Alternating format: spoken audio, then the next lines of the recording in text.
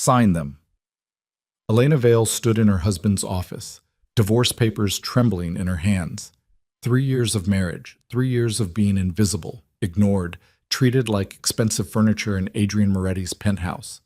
3 years of sleeping in separate rooms while he built his criminal empire on her father's debts and her silent suffering. Adrian didn't even look up from his desk. No. One word, cold as winter steel. She'd expected anger, maybe relief. Not this. Casual refusal, as if her freedom meant nothing. If you want to see how a woman destroys the man who underestimated her, stay until the end. Hit that like button and comment your city so I can see how far this story reaches. The rain hammered against the floor-to-ceiling windows of Adrian Moretti's corner office like bullets seeking entry. Relentless, violent, inevitable. 53 floors above the city, the penthouse suite of Moretti Enterprises gleamed with the kind of wealth that crushed ordinary dreams into dust. Marble floors, leather furniture the color of dried blood. Art worth more than most people earned in a lifetime hanging on walls that had witnessed decisions ending lives, destroying families, reshaping the criminal landscape of the entire eastern seaboard. And in the center of it all sat Adrian Moretti himself, 32 years old and already a legend in circles where legends were written in blood and sealed with fear. He didn't look like a monster. That was the first thing people always noticed, and the last mistake they ever made. Slate gray eyes that could dissect a man's soul in seconds. Dark hair swept back from features that belonged on Renaissance sculptures, all sharp angles and aristocratic coldness. A $5,000 suit tailored to perfection on a body that moved with the lethal grace of a predator who'd never known defeat. 3 years ago, Vincent Vale had sat across from Adrian in this very office, hands shaking as he signed away his daughter's future to settle debts that would have buried him alive. Gambling, bad investments, worse associates, the kind of financial hole that swallowed men whole and spat out corpses. Adrian had accepted the bargain without hesitation. Not because he wanted a wife, God knew he'd never been interested in the domestic fantasy, but because Vincent Vale's legitimate business connections opened doors even Adrian's reputation couldn't breach. Import licenses, political contacts, social circles where old money still held sway. The marriage had been a transaction, pure and simple. Vincent got to keep breathing. Adrian got legitimacy and leverage. And Elena? Elena got nothing she wanted and everything she feared. Now she stood before his desk like a condemned prisoner who'd found the courage to read her own sentence. And Adrian still hadn't bothered to look up from the contract he was reviewing. Some shipping deal out of Newark. Routine. Boring, far less interesting than whatever his wife thought she was doing. I said no. His voice carried the same flat finality as a coffin lid closing. Put them away and go back to whatever charity function you're planning this week. He heard her sharp intake of breath. Good. Let her be angry. Anger he could dismiss. Anger was easy. Look at me. Now that was new. 3 years of marriage and Elena had mastered the art of being invisible, speaking when spoken to, smiling on command, decorating his arm at functions like a particularly expensive watch. Useful, ornamental, silent. She'd never demanded anything before. Adrian set down his pen with deliberate slowness and finally raised his eyes. The woman standing across from him bore little resemblance to the terrified 22-year-old he'd married in a ceremony that felt more like a funeral. That girl had worn her fear like a second skin, flinching at shadows, apologizing for existing.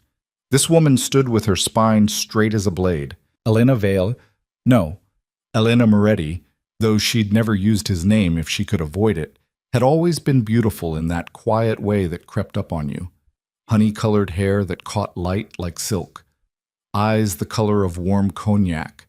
Delicate features that belonged in Victorian portraits, all soft and fragile and breakable. Except nothing about her looked fragile right now. She'd lost weight. He noticed that first, with the clinical detachment he applied to all observations worth noting. The rose-colored dress she wore. Valentino, he thought. Or maybe Armani. He'd stopped paying attention to her wardrobe once the appropriate closet was filled, hung differently on her frame. Not from illness. From intention. Like she'd carved away everything soft, everything yielding, until only steel remained. I want a divorce, she said quietly, and placed the papers on his desk with hands that didn't shake. I've had them drawn up. Division of assets, terms of separation, everything. You'll find it all very fair. Adrian laughed. He couldn't help it. The sound erupted from him like glass breaking, sharp and jagged, and utterly without humor. Fair, he repeated, tasting the word like poison. You think fairness has anything to do with our arrangement? Our arrangement? Elena's jaw tightened almost imperceptibly. Is that what you call a marriage? An arrangement? That's exactly what I call it. Adrian leaned back in his chair, studying her with the same attention he'd give a chess opponent who'd just made an unexpectedly interesting move. Your father owed me $3 million and his life. I accepted you as payment. We had a ceremony. You moved into my home. You wear my ring. His gaze dropped to her left hand where the 5-carat diamond sat like a beautiful shackle. That's the arrangement. It hasn't changed. I've changed. Have you? He let skepticism drip from every syllable. 3 years ago, you walked down an aisle because Daddy gambled away his fortune and you were too dutiful to let him die for it. Now you've found some backbone and think that entitles you to walk away. But here's what hasn't changed, Elena. The debts your father accumulated don't disappear just because you're bored with our marriage. Color flooded her cheeks. Not embarrassment, anger, hot and bright and barely contained. Bored? The word came out like a whip crack. You think I'm bored? Adrian, you don't know the first thing about me. You've never asked, never cared. I could disappear tomorrow, and you wouldn't notice until you needed a date for some political function. That's not true. He picked up the divorce papers, rifling through them without reading a word. I'd notice within 3 days. That's when the mayor's fundraiser is scheduled. He'd meant it as dismissal, the kind of cutting remark that ended conversations and sent people scurrying back to their designated corners. But Elena didn't scurry. She smiled. It was terrible, that smile.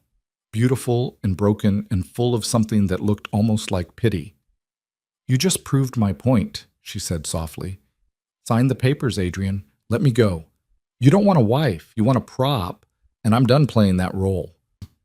Adrian set the documents down and stood, moving around the desk with predatory grace. Elena held her ground as he approached, though he saw her fingers curl into fists at her sides. Good. Let her be afraid. Fear was honest, at least. He stopped close enough to smell her perfume, something light and floral that she'd worn since the wedding, though he'd never bothered to learn its name. Close enough to see the pulse hammering in her throat despite her careful composure. You want to know why I won't sign? His voice dropped to barely above a whisper, the tone he used when making promises he absolutely intended to keep. Because in my world, divorce is blood in the water. It tells every rival, every ambitious underboss, every prosecutor looking for leverage that Adrian Moretti can't even control his own household. It says I'm weak, and weakness gets you killed. That's not my problem. But her voice wavered just slightly on the last word.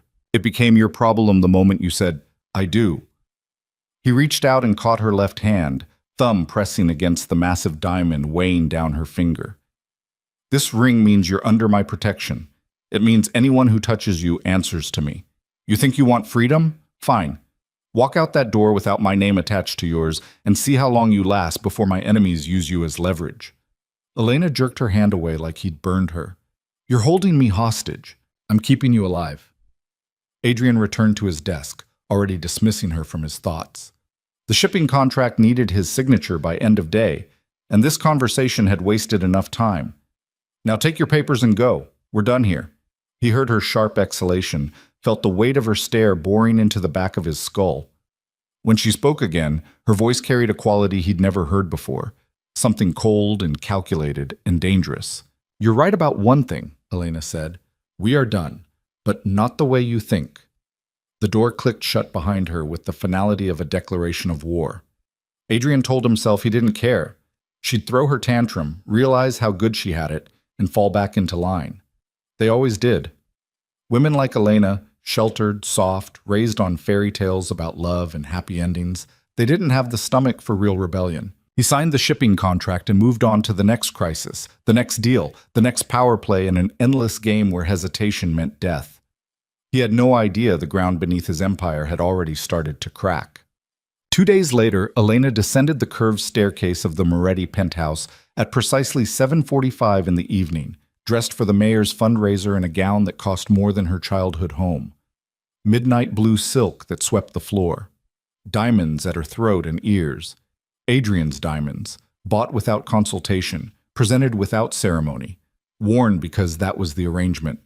She looked like everything a crime lord's wife should be: elegant, expensive, empty. Adrian waited in the foyer, adjusting his cufflinks with the same meticulous attention he applied to everything. Charcoal suit, black tie, the kind of masculine perfection that turned heads and stopped conversations. He glanced up as she reached the bottom step, gave her a single assessing look that cataloged her appearance in 2 seconds flat, and nodded once. "You'll do." 2 words. That's what 3 hours of preparation earned her. "You'll do." Elena smiled blandly and took the arm he offered. They walked to the private elevator in silence, descended 53 floors without speaking, stepped into the waiting Bentley where Antonio, driver, bodyguard, and one of Adrian's most trusted enforcers, held the door. The drive to the mayor's residence took 23 minutes. Elena knew because she counted everyone, watching city lights blur past the tinted windows while Adrian scrolled through messages on his phone. Important things. Business things. Things that mattered. Not her. Never her. They'd been married 3 years, and she couldn't remember the last time he'd asked about her day. Her thoughts. Her dreams that had shriveled and died in the cold marble perfection of their shared prison. The fundraiser unfolded exactly like every other political function she'd attended on Adrian's arm. Same fake smiles. Same carefully choreographed conversations where everyone said nothing that mattered and meant none of what they said. Adrian played his role flawlessly. The successful businessman with mysterious European connections, the generous donor who expected certain considerations in return, and Elena played hers. The devoted wife who laughed at the right moments, touched his arm with just the right amount of affection, made small talk with politicians' wives about charity work and upcoming galas. No one saw her. They saw Adrian's wife, the role, the arrangement, exactly as he'd designed it. "You're doing that thing again." Adrian's voice cut through her thoughts as they stood together on the mayor's terrace, overlooking the glittering city below. Most of the guests had migrated inside for the auction, leaving them alone under stars dimmed by light pollution. "What thing?" Elena kept her voice light, neutral. "That thing where you look like you're 1,000 miles away." He sipped his scotch, not looking at her. "It's distracting. People notice." "Do you notice?" The question slipped out before she could stop it. Now he did look at her, gray eyes sharp as surgical steel in the low light. "Notice what?" "Me." Elena turned to face him fully, clutching her champagne glass like a lifeline. "When was the last time you actually saw me, Adrian? Not the wife you trot out for occasions like this. Me. Elena. The person you married." Something flickered across his face. Annoyance, maybe, or the faint bewilderment of a man asked to care about furniture's feelings. "Is this about the divorce papers again?" He set down his glass with a decisive click. "Because I thought we settled that conversation." "You settled it."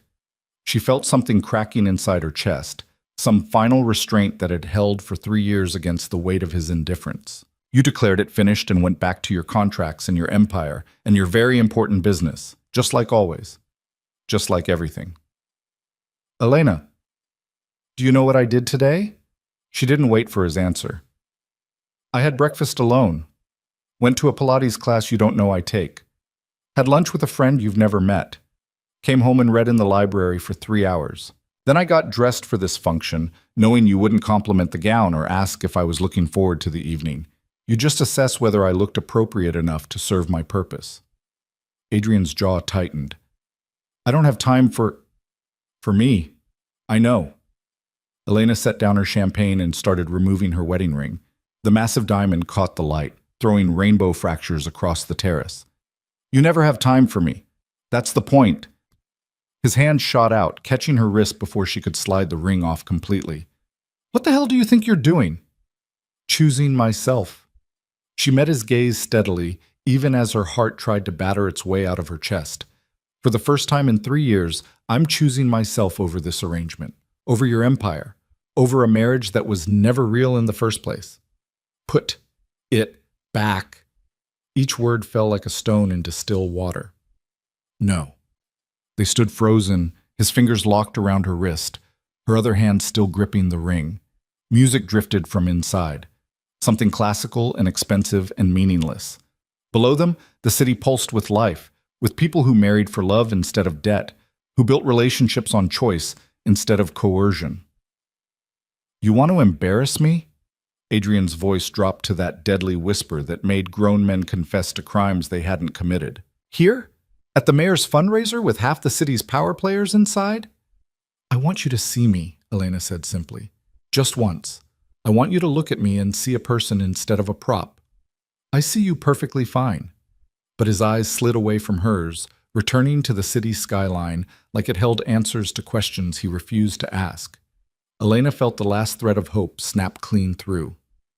"No," she said quietly, pulling her wrist from his grip. "You really don't." She replaced the ring, not because he demanded it, but because she understood the danger of making a scene here, now, surrounded by people who'd use any sign of weakness in the Moretti household as ammunition. But she made a promise to herself as she did it. This was temporary. The ring, the arrangement, the pretense that she could survive in this beautiful, empty cage. Soon, very soon, Adrian Moretti would learn what he'd lost when he'd been too busy building his empire to notice his wife planning its destruction. The gala ended at midnight. They rode home in the same suffocating silence they'd perfected over 3 years. Adrian on his phone again, Elena staring at nothing. When they reached the penthouse, he headed straight to his office without a word. Elena watched him go, watched the door close behind him, listened to the lock engage. Separate rooms, separate lives, separate existences under the same expensive roof. She walked to her bedroom, her prison, really, though it was decorated with exquisite taste and stocked with everything money could buy except freedom, and opened her laptop. The email she'd sent that morning had been answered. From Marcus Chen, attorney at law, Moretti. Divorce proceedings. Ms. Vale, I've reviewed the case. You're right.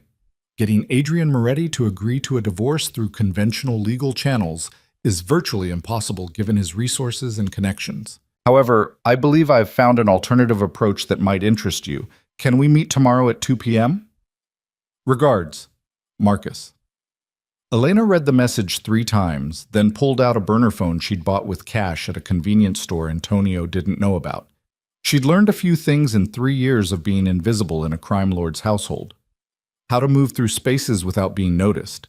How to listen without seeming to. How to gather information while playing the perfect, empty-headed wife. She'd learned, most importantly, that invisibility was a weapon, and she was about to use it. She typed a single word in response to Marcus Chen's email. Yes. Then she deleted the message, cleared her browser history, and tucked the burner phone back into its hiding place behind a loose panel in her walk-in closet. Across the penthouse, Adrian was already deep in a conference call with associates in Singapore, finalizing a deal that would net his organization another $7 million in revenue. He'd work until 3 or 4 in the morning, sleep 4 hours, and wake up to do it all again. He wouldn't notice Elena's absence at breakfast. He never did. He wouldn't ask about her day when he saw her at dinner. He never did. He wouldn't realize she was plotting his downfall from inside his own fortress until it was far too late. Because Adrian Moretti had made one critical mistake in 3 years of treating his wife like expensive furniture. He'd forgotten that furniture sees everything, hears everything, knows everything. And Elena had been watching, listening, and learning for 1,095 days. Now class was over, and the final exam was about to begin. The next afternoon, Marcus Chen's office occupied the 3rd floor of a nondescript building in a neighborhood where Adrian Moretti's world of wealth and violence seemed like a distant country. Elena wore sunglasses and a plain coat, her hair tucked under a baseball cap, the opposite of the diamond-draped wife who'd smiled emptily at the mayor's fundraiser 12 hours earlier. The attorney who rose to greet her was younger than she'd expected, maybe 35, with sharp eyes and the careful posture of someone who'd learned to watch his back. He gestured to a chair across from his cluttered desk. "Thank you for coming, Ms. Vale." "It's Mrs. Moretti." Elena removed her sunglasses. "Legally, at least, for now." Marcus nodded slowly. "That's what we need to talk about." I've spent the last 48 hours researching your husband's organization, and I have to tell you, a conventional divorce is impossible. He'll tie it up in court for years, drain your resources, make it so expensive and exhausting that you'll give up. That's assuming you survive the attempt. I know. Elena had figured that out within hours of filing the initial papers. That's why I'm here. Your email mentioned an alternative approach. Yes. Marcus pulled out a thick folder and slid it across the desk. Adrian Moretti's empire is built on a foundation of legitimate business fronts backed by illegal operations. Import/export companies that smuggle contraband. Real estate holdings that launder money. Political connections that provide protection. The whole structure is brilliant, actually. Almost impossible to dismantle from the outside. But from the inside? Elena let the question hang in the air. Marcus smiled grimly. From the inside, it's vulnerable. One of the benefits of being invisible in a powerful man's household is that you see and hear things you're not supposed to. Things that, in the right hands, could bring down his entire organization. You want me to gather evidence? It wasn't a question. I want you to survive, Marcus corrected. And the only way you're getting out of that marriage alive is if you make yourself more valuable, free, than imprisoned. That means leverage. Enough dirt on Adrian Moretti's operations that if anything happens to you, it all comes out. Mutually assured destruction. Elena thought about the locked office, the late-night phone calls, the associates who visited the penthouse with hard eyes and harder reputations. She thought about 3 years of being treated like a particularly attractive houseplant, present but irrelevant, decorative but disposable. How long would I need, she asked, to gather enough evidence to guarantee your safety and secure a divorce? Marcus considered. With your access and position? Maybe 3 months. 6, to be certain. 3 months of pretending everything is fine while I systematically document my husband's crimes. Elena felt something cold and determined settle into her bones. And if he catches me? Then neither of us will need to worry about divorce proceedings. They stared at each other across the desk, attorney and client, co-conspirators in a plan that would either free her or kill her. There's something else, Marcus said carefully. Something I debated telling you, but you need to know what you're walking into. There are rumors, and these are just rumors, I can't prove anything, that Adrian's organization has been compromised, that someone inside his inner circle is feeding information to rivals. Elena's heart kicked hard against her ribs. You think there's a traitor? I think Adrian Moretti has enemies, and at least one of them is close enough to do serious damage. If you're going to be gathering evidence inside his operation, you need to understand how dangerous it's about to become. Not just from Adrian if he discovers what you're doing, but from whoever is trying to destroy him from within. Why tell me this? Elena leaned forward. If it makes your job harder, if it increases the risk that I'll back out, because you deserve to know the truth. Marcus held her gaze. And because in my experience, the people who walk into danger with their eyes open are the ones who walk back out alive. Elena thought about the penthouse, the golden cage that had been her prison for 3 years. She thought about Adrian's cold dismissal of her divorce request, his casual certainty that she'd never find the courage to actually leave. She thought about the woman she'd been at 22, terrified, dutiful, willing to sacrifice herself to save her father from his own mistakes. And she thought about the woman she'd become in the silence of her invisible existence, harder, smarter, absolutely done being afraid. When do we start? She asked. Marcus Chen smiled, and it was the smile of a man who recognized a fellow fighter when he met one. We already have. He pulled out a small device no bigger than a lipstick and slid it across the desk. Voice-activated recorder. Undetectable by standard security sweeps. Start with anything you can safely document. Conversations, meetings, anything where Adrian discusses business. Focus on the legitimate fronts first. Once we establish the pattern of illegal activity hiding behind legal operations, we can move on to the harder evidence. Elena picked up the recorder, feeling its weight in her palm. Such a small thing. Such enormous consequences. There's one more thing you should know, Marcus said quietly. Once we start this, once you begin gathering evidence, there's no going back. Even if you change your mind, even if you decide you want to stay in the marriage, this information will exist. And information like this has a way of finding its way into the world whether we want it to or not. I'm not changing my mind. Elena met his eyes with absolute certainty. I'm done being Adrian Moretti's beautiful accessory. I'm taking my life back, whatever it costs. Even if it costs his? The question hung in the air like smoke from a gun. Elena thought about the man she'd married 3 years ago in a ceremony that felt more like a funeral. The man who'd never asked her hopes or dreams, who'd never wanted to know her favorite book or her childhood fears or the person she might have become if she'd had the chance to choose. The man who'd looked at her divorce request and said no because her freedom was inconvenient to his empire. Especially then, she said. 3 weeks later, Elena had always been good at playing roles. The dutiful daughter who'd saved her father from his gambling debts. The perfect society wife who knew when to smile and when to stay silent. The invisible woman who decorated Adrian Moretti's arm at political functions and then disappeared back into her gilded cage. Now she played a new role. The loyal wife while secretly becoming his destruction. It was surprisingly easy. Adrian's arrogance made him blind. He saw what he expected to see. The frightened girl he'd married, trapped and compliant, grateful for the privilege of being Mrs. Moretti, even if the title came with the price of her freedom. He didn't see the woman who now attended his business dinners with new purpose, who listened to conversations between him and his associates with Marcus Chen's recorder hidden in her designer clutch.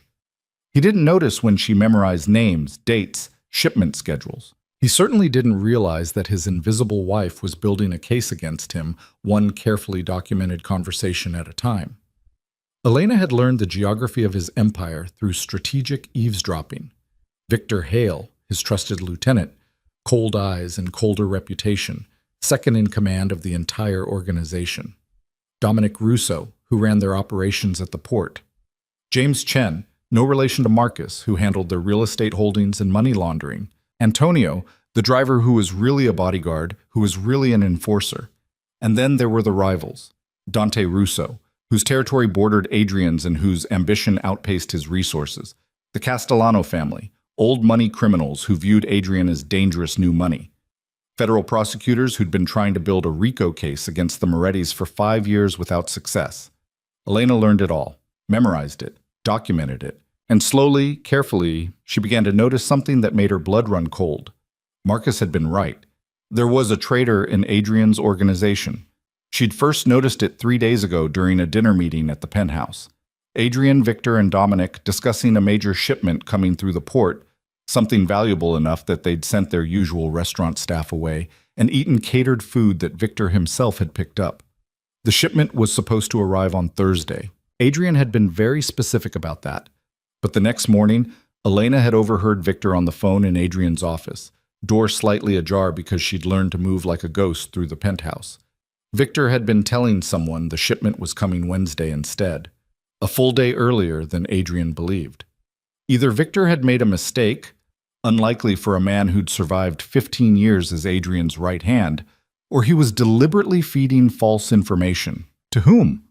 And why? Elena had documented the discrepancy, sent the recording to Marcus with a note about her suspicions.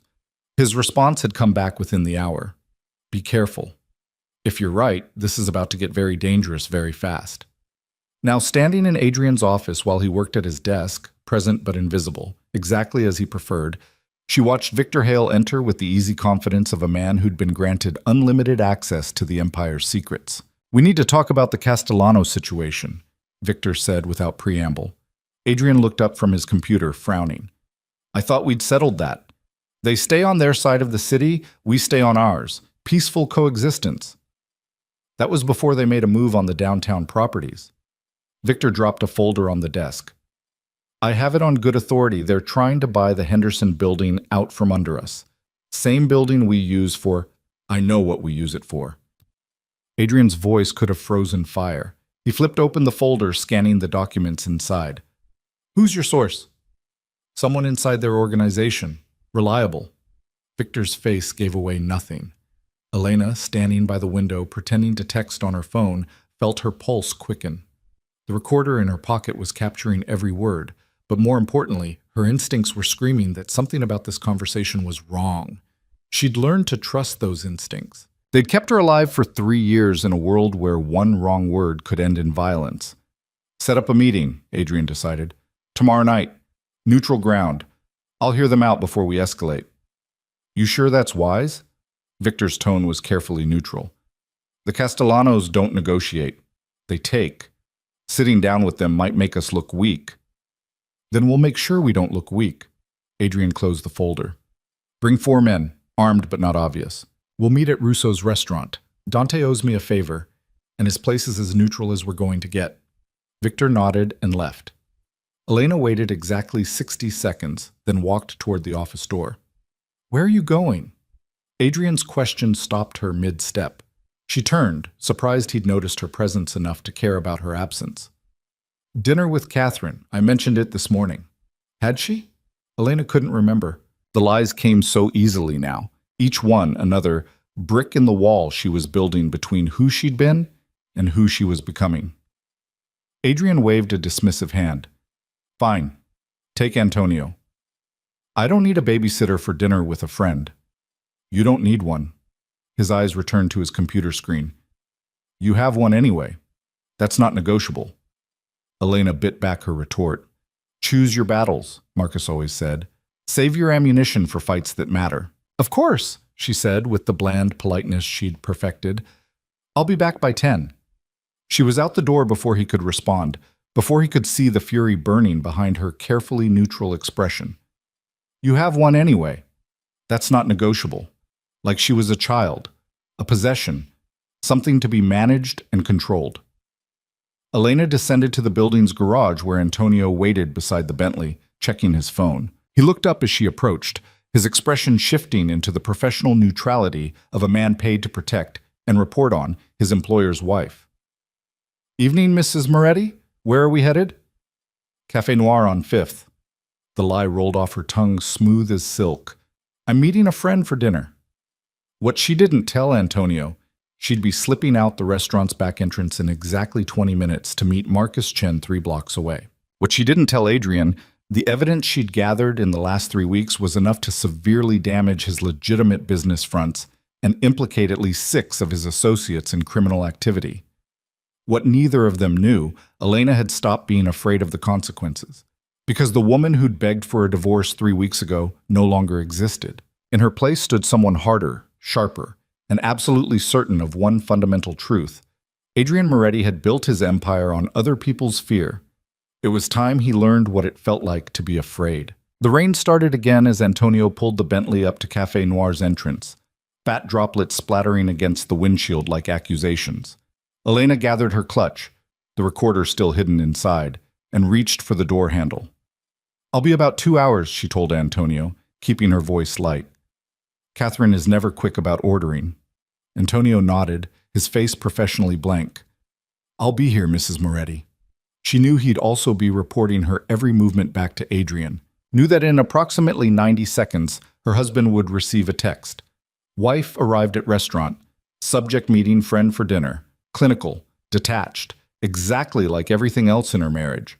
The cafe's interior was warm and bustling, filled with the kind of people who didn't know what it meant to live inside a golden cage. Elena waved to the hostess, made a show of checking her phone as if waiting for her fictional friend, then slipped through the crowded dining room toward the restrooms. The back hallway was mercifully empty. She pushed through the emergency exit, no alarm, she'd checked during a reconnaissance visit 2 days ago, and stepped into the alley behind the restaurant. Marcus Chen was waiting in a nondescript sedan 3 blocks away, exactly as planned. Elena slid into the passenger seat, pulling off her coat as he pulled into traffic. You're getting good at this, he observed. I've had good teachers. She meant it as a joke, but the truth sat heavy between them.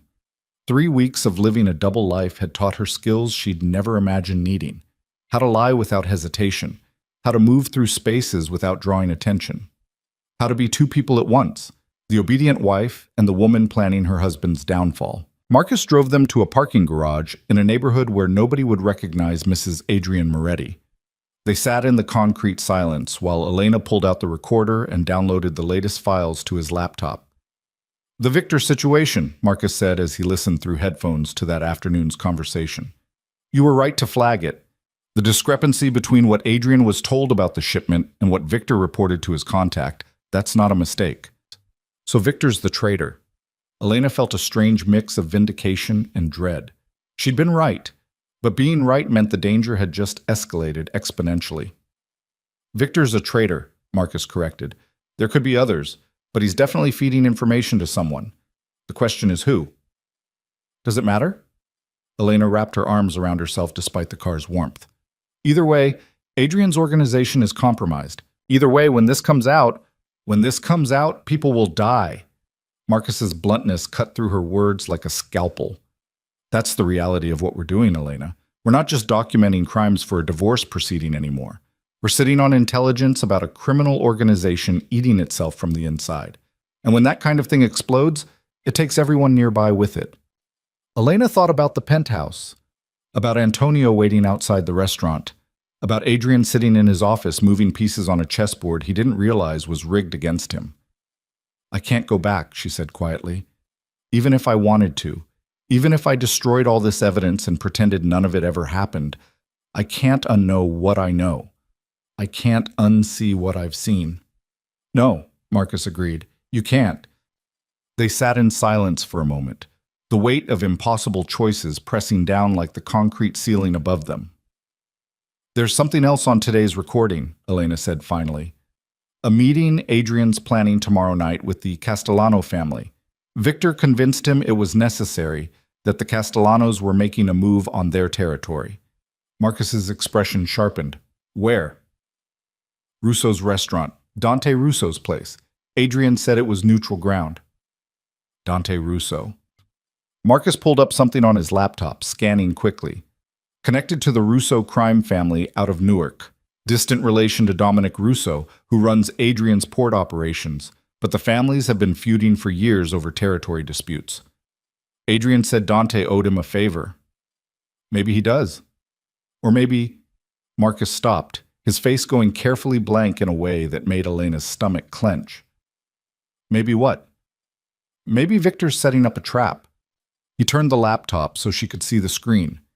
News articles about the Russo family, police reports. A photo of Dante Russo himself. Dark eyes, darker reputation, the kind of man who smiled while cutting your throat. If the Castellanos aren't actually making a move, Marcus continued, if Victor fabricated that intelligence to force this meeting, then he's not just feeding information to Adrian's rivals, he's actively orchestrating his downfall. Elena felt the blood drain from her face. Tomorrow night, Adrian's walking into an ambush and he has no idea. We don't know that for certain. Yes, we do. She grabbed Marcus's arm, her grip tight enough to hurt. Think about it. Victor suggests the meeting. Victor chooses the location. Victor will control who's there and what Adrian knows going in. This is an execution masquerading as a negotiation. Marcus pulled his arm free gently. Elena, listen to me very carefully. If you're right, and I think you probably are, then warning Adrian means revealing how you know. It means exposing everything we've been doing. All the evidence we've gathered becomes useless because he'll know you've been working against him. And if I don't warn him, he dies tomorrow night. Her voice cracked on the last word. I don't love him. I don't even like him most days. But I don't want him dead, Marcus. I just wanted my freedom. Then you need to decide what that freedom is worth. Marcus's expression was sympathetic but unyielding. Because you can't have both. You can't save Adrian and escape him. Those are mutually exclusive outcomes. Elena stared at the laptop screen, at Dante Russo's predatory smile, at the news articles detailing violence and bloodshed in the endless war between criminal organizations that treated human lives like currency. She thought about Adrian's dismissive wave when she'd asked for a divorce. That's not negotiable. She thought about 3 years of being invisible, irrelevant, treated like expensive furniture. She thought about the freedom she'd been fighting for, the evidence she'd risked everything to gather. And she thought about the man who'd never loved her but had, in his own cold way, kept her safe, protected, alive in a world that would have chewed her up and spit out bones. I need to think, she said finally. You have until tomorrow night. Marcus started the car. After that, the choice makes itself. He drove her back to Café Noir in silence. Elena slipped through the back entrance, returned to the dining room, and fabricated an excuse to the hostess about her friend canceling.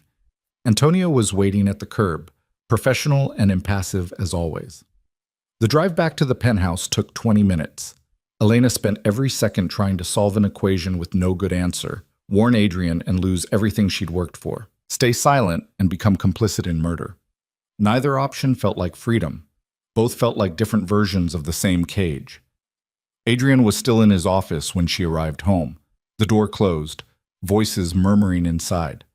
Elena walked past without stopping, climbed the stairs to her bedroom, and stood at the window overlooking the city.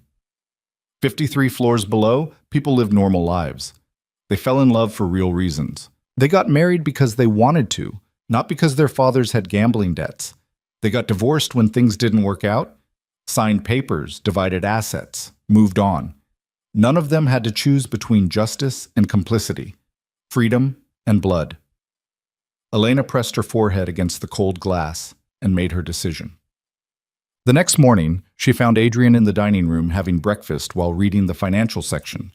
He glanced up as she entered, a flicker of surprise crossing his features. She usually avoided him during meals, preferring the isolation of her room to the suffocating silence of shared space. "Good morning," she said, pouring herself coffee from the silver service. "Morning." His attention returned to the newspaper. Elena sat across from him, hands wrapped around her cup for warmth that had nothing to do with temperature. "I heard you have a meeting tonight." That got his attention. Adrian lowered the paper slowly, gray eyes assessing. "You were eavesdropping on my business conversations?" "The walls are thin and your voice carries." She kept her tone neutral, giving away nothing. "I wasn't eavesdropping, I was just there. Like always." Something flickered across his face. Acknowledgement, maybe, or the ghost of guilt. It vanished before she could name it. "It's a routine meeting," he said carefully. "Nothing you need to concern yourself with." "With the Castellano family, at Dante Russo's restaurant." Elena watched him over the rim of her cup. "That doesn't sound routine. How much did you hear?" "Enough to know you're meeting with rivals on supposedly neutral ground that's actually controlled by someone with questionable loyalties." She set down her coffee. "Enough to know that Victor set this up. Enough to wonder if you've considered that this might not be what it appears." Adrian's expression went completely still, the kind of motionless intensity that preceded violence. "What exactly are you suggesting?" This was it. The moment where she either committed to saving him or let events unfold according to their bloody trajectory. Elena had spent all night weighing the options, calculating the costs, trying to find an angle that didn't end with someone dead. She'd found one. It was insane and dangerous, and relied entirely on Adrian being smart enough to see what she was offering. But it was the only play that gave her any chance at freedom without blood on her hands. "I'm suggesting that in 3 years of being invisible in your household, I've learned to see things other people miss," Elena said carefully. "I'm suggesting that being ignored has advantages.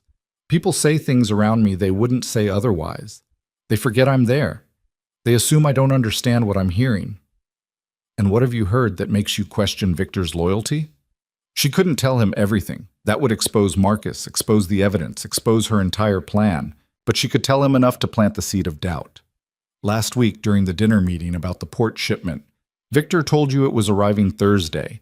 But later, I overheard him on the phone in your office telling someone it was actually Wednesday. Either he made a mistake, which seems unlikely for someone who's survived as your second in command for 15 years, or he was deliberately feeding false information to see who acted on it." Adrian finished her sentence, his expression hardening. "And you're just mentioning this now? You made it very clear you don't want me involved in your business." Elena kept her voice level despite the accusation in his tone. "You've spent 3 years ensuring I stay in my lane. Why would I think you'd suddenly care about observations from your invisible wife?" The words hit their target. She saw it in the way his jaw tightened, the fractional narrowing of his eyes. "The meeting tonight," Adrian said slowly. "You think it's a setup?" "I think Victor has been very eager to make it happen. I think the timing is convenient.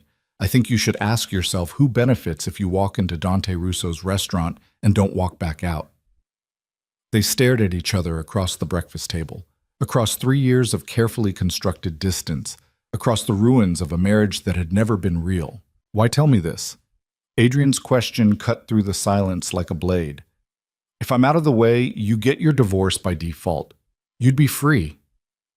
I'd be a widow, not free. Elena met his gaze steadily. There's a difference. And despite everything, despite the fact that you've treated me like expensive furniture for 3 years, I don't actually want you dead, Adrian. I just want out of this cage. Something shifted in his expression. Not softening. Adrian Moretti didn't soften, but a recalibration, like he was seeing her clearly for the first time and not quite recognizing what he found. If you're right about Victor, he said finally, if my own lieutenant is working against me, then my entire organization is compromised. Everyone becomes suspect. Everything I've built could collapse. Yes. And you're offering me this information because I'm making you a deal. Elena leaned forward, her heart hammering but her voice steady. I'll help you identify every traitor in your organization. I'll use my invisibility, the same invisibility you've insisted on for 3 years, to see and hear things they don't expect anyone to notice. I'll be your eyes and ears in places where a crime lord can't go but a neglected wife barely registers. Adrian's expression remained carefully neutral. In exchange for my divorce, my freedom, and your agreement that when this is over we part ways cleanly. No retaliation. No using my family as leverage. No punishment for wanting out of an arrangement we both know was never a marriage. You want me to sign away my wife in exchange for intelligence about a possible betrayal that could destroy everything I've built? He said it flatly, emotionlessly. That's your offer. That's my offer. The silence stretched between them, taut as a wire, ready to snap. Elena forced herself to hold his gaze, to show no weakness, no uncertainty. This had to work. It was the only way forward that didn't end in either Adrian's death or her permanent imprisonment. Finally, Adrian pushed back from the table and stood. I need to think about this. You have until tonight. Elena's words echoed Marcus's from the night before. After that, the choice makes itself. Adrian walked to the window, hands in his pockets, staring out at the city he'd spent 15 years claiming as his own. When he spoke again, his voice was quieter, almost contemplative. 3 years, he said. We've lived in the same space for 3 years and I couldn't tell you your favorite color, what you like to read, what you dream about when you're alone in that bedroom at the end of the hall. Whose fault is that? The question came out sharper than she'd intended. Mine. The admission hung in the air like smoke. I treated you like a piece of property, an asset to be displayed and protected, but never actually engaged with as a person. You're right about that. Elena said nothing, too shocked by the acknowledgement to form words. Adrian turned from the window, and for just a moment, the mask he wore, the cold crime lord, the ruthless strategist, cracked enough to show something almost human underneath. If I agree to your deal, he said quietly, if we do this together, you help me root out the traitors, I give you the divorce, I need to know you're serious. That this isn't some elaborate plan to gather evidence against me for the prosecutors. It's not. The lie came easily because it was also partly true. She didn't want to see him arrested. She just wanted to be free. Then prove it. Adrian crossed back to the table, standing close enough that she had to tilt her head back to meet his eyes. Come to the meeting tonight. Elena's blood turned to ice. What? If Victor's setting a trap, your presence changes the equation. He won't expect it. Nobody will. And if things go wrong, if you're right, and this is an ambush, then I need someone there I can trust to see what really happens. You don't trust me, Elena said flatly. No, but I trust your survival instinct. A ghost of a smile crossed his face. If you're in that room when the bullets start flying, you're motivated to make sure I walk out alive. Your freedom depends on it. It was manipulation, pure and calculated. Force her to have skin in the game, to be personally invested in his survival beyond theoretical deals and promised divorces. It was also brilliant, and Elena hated that she understood exactly why it would work. And if I refuse? Then I go to the meeting without your warning, take my chances with whatever Victor has planned, and we never speak of this conversation again. Adrian's voice dropped to that deadly whisper. But understand, if I survive whatever's waiting for me tonight, I'll know you could have prevented it and chose not to, and that will tell me everything I need to know about whether we can ever work together. The threat was implicit but clear. Help him or become his enemy. There was no neutral ground, no safety in silence. Elena thought about Marcus Chen, about the evidence they'd gathered, about the freedom she'd been fighting for. None of it mattered if she was dead, and walking into a potential ambush with Adrian Moretti definitely qualified as potentially fatal. But staying home while he walked into a trap meant either his death, which made her complicit in murder, or his survival in permanent suspicion, which made her a prisoner forever. "What time?" she heard herself ask. 8 o'clock. Dress appropriately." He was already moving toward the door, the moment of vulnerability, if that's what it had been, sealed away behind walls of cold pragmatism. "And Elena? If this is a trap and you're part of it, dying won't be your biggest problem. Dying will be your escape from what comes after." He left without waiting for a response. Elena sat alone in the dining room, coffee growing cold in her cup, and wondered if she'd just negotiated her freedom or signed her own death warrant. She pulled out the burner phone and sent Marcus a single message. "Change of plans. I'm going to the meeting. If I don't contact you by midnight, assume the worst." His response came within seconds. "This is insane." Elena almost laughed. "I know." She spent the rest of the day preparing for the possibility that tonight would be her last. She wrote letters, one to her father, forgiving him for the debts that had sold her into this marriage, one to Catherine, her only real friend, apologizing for all the lies. She tucked them in places where they'd be found if she didn't come home. Then she went to her closet and selected a dress for dinner with crime lords and potential assassins, something dark, something that wouldn't show blood. Russo's restaurant occupied a building in the warehouse district that had probably been beautiful once, before the neighborhood had rotted around it. Now it stood like a monument to faded glory, exposed brick, dim lighting, the kind of place where deals were made and bodies were disposed of. Elena sat beside Adrian in the back of the Bentley, her hands folded in her lap to hide their trembling. He'd barely spoken during the drive, his attention focused on his phone, on messages flying back and forth with associates whose names she'd learned to recognize over 3 weeks of careful documentation. Victor sat in the front passenger seat, his posture relaxed, but his eyes constantly moving, cataloging threats, calculating angles. If he was surprised by Elena's presence, he hid it perfectly behind professional neutrality. "4 men inside, armed but not obviously," Victor said as Antonio pulled up to the restaurant's entrance. "Dante's expecting us.